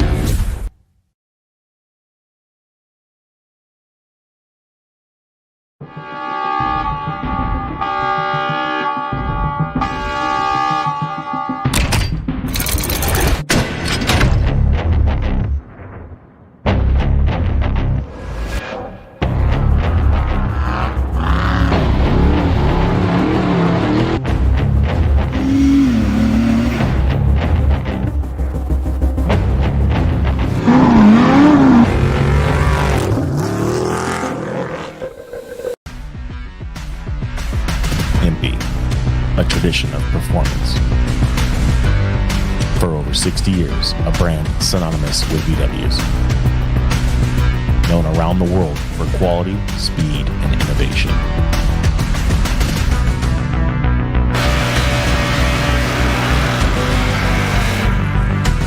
Impy, the first in VW speed equipment.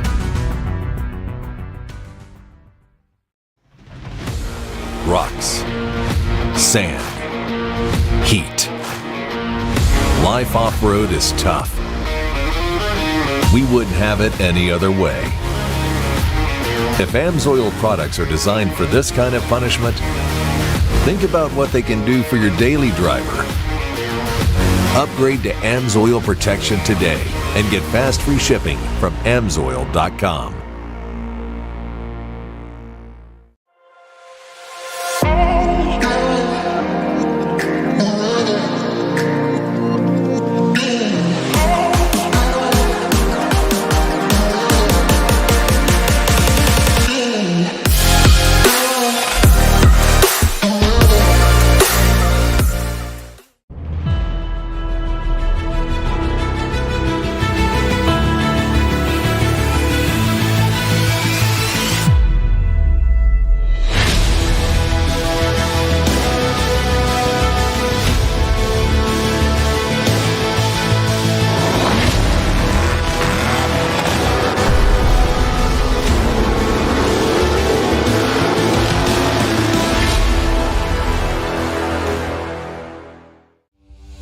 So King of the Hammers, it's the tough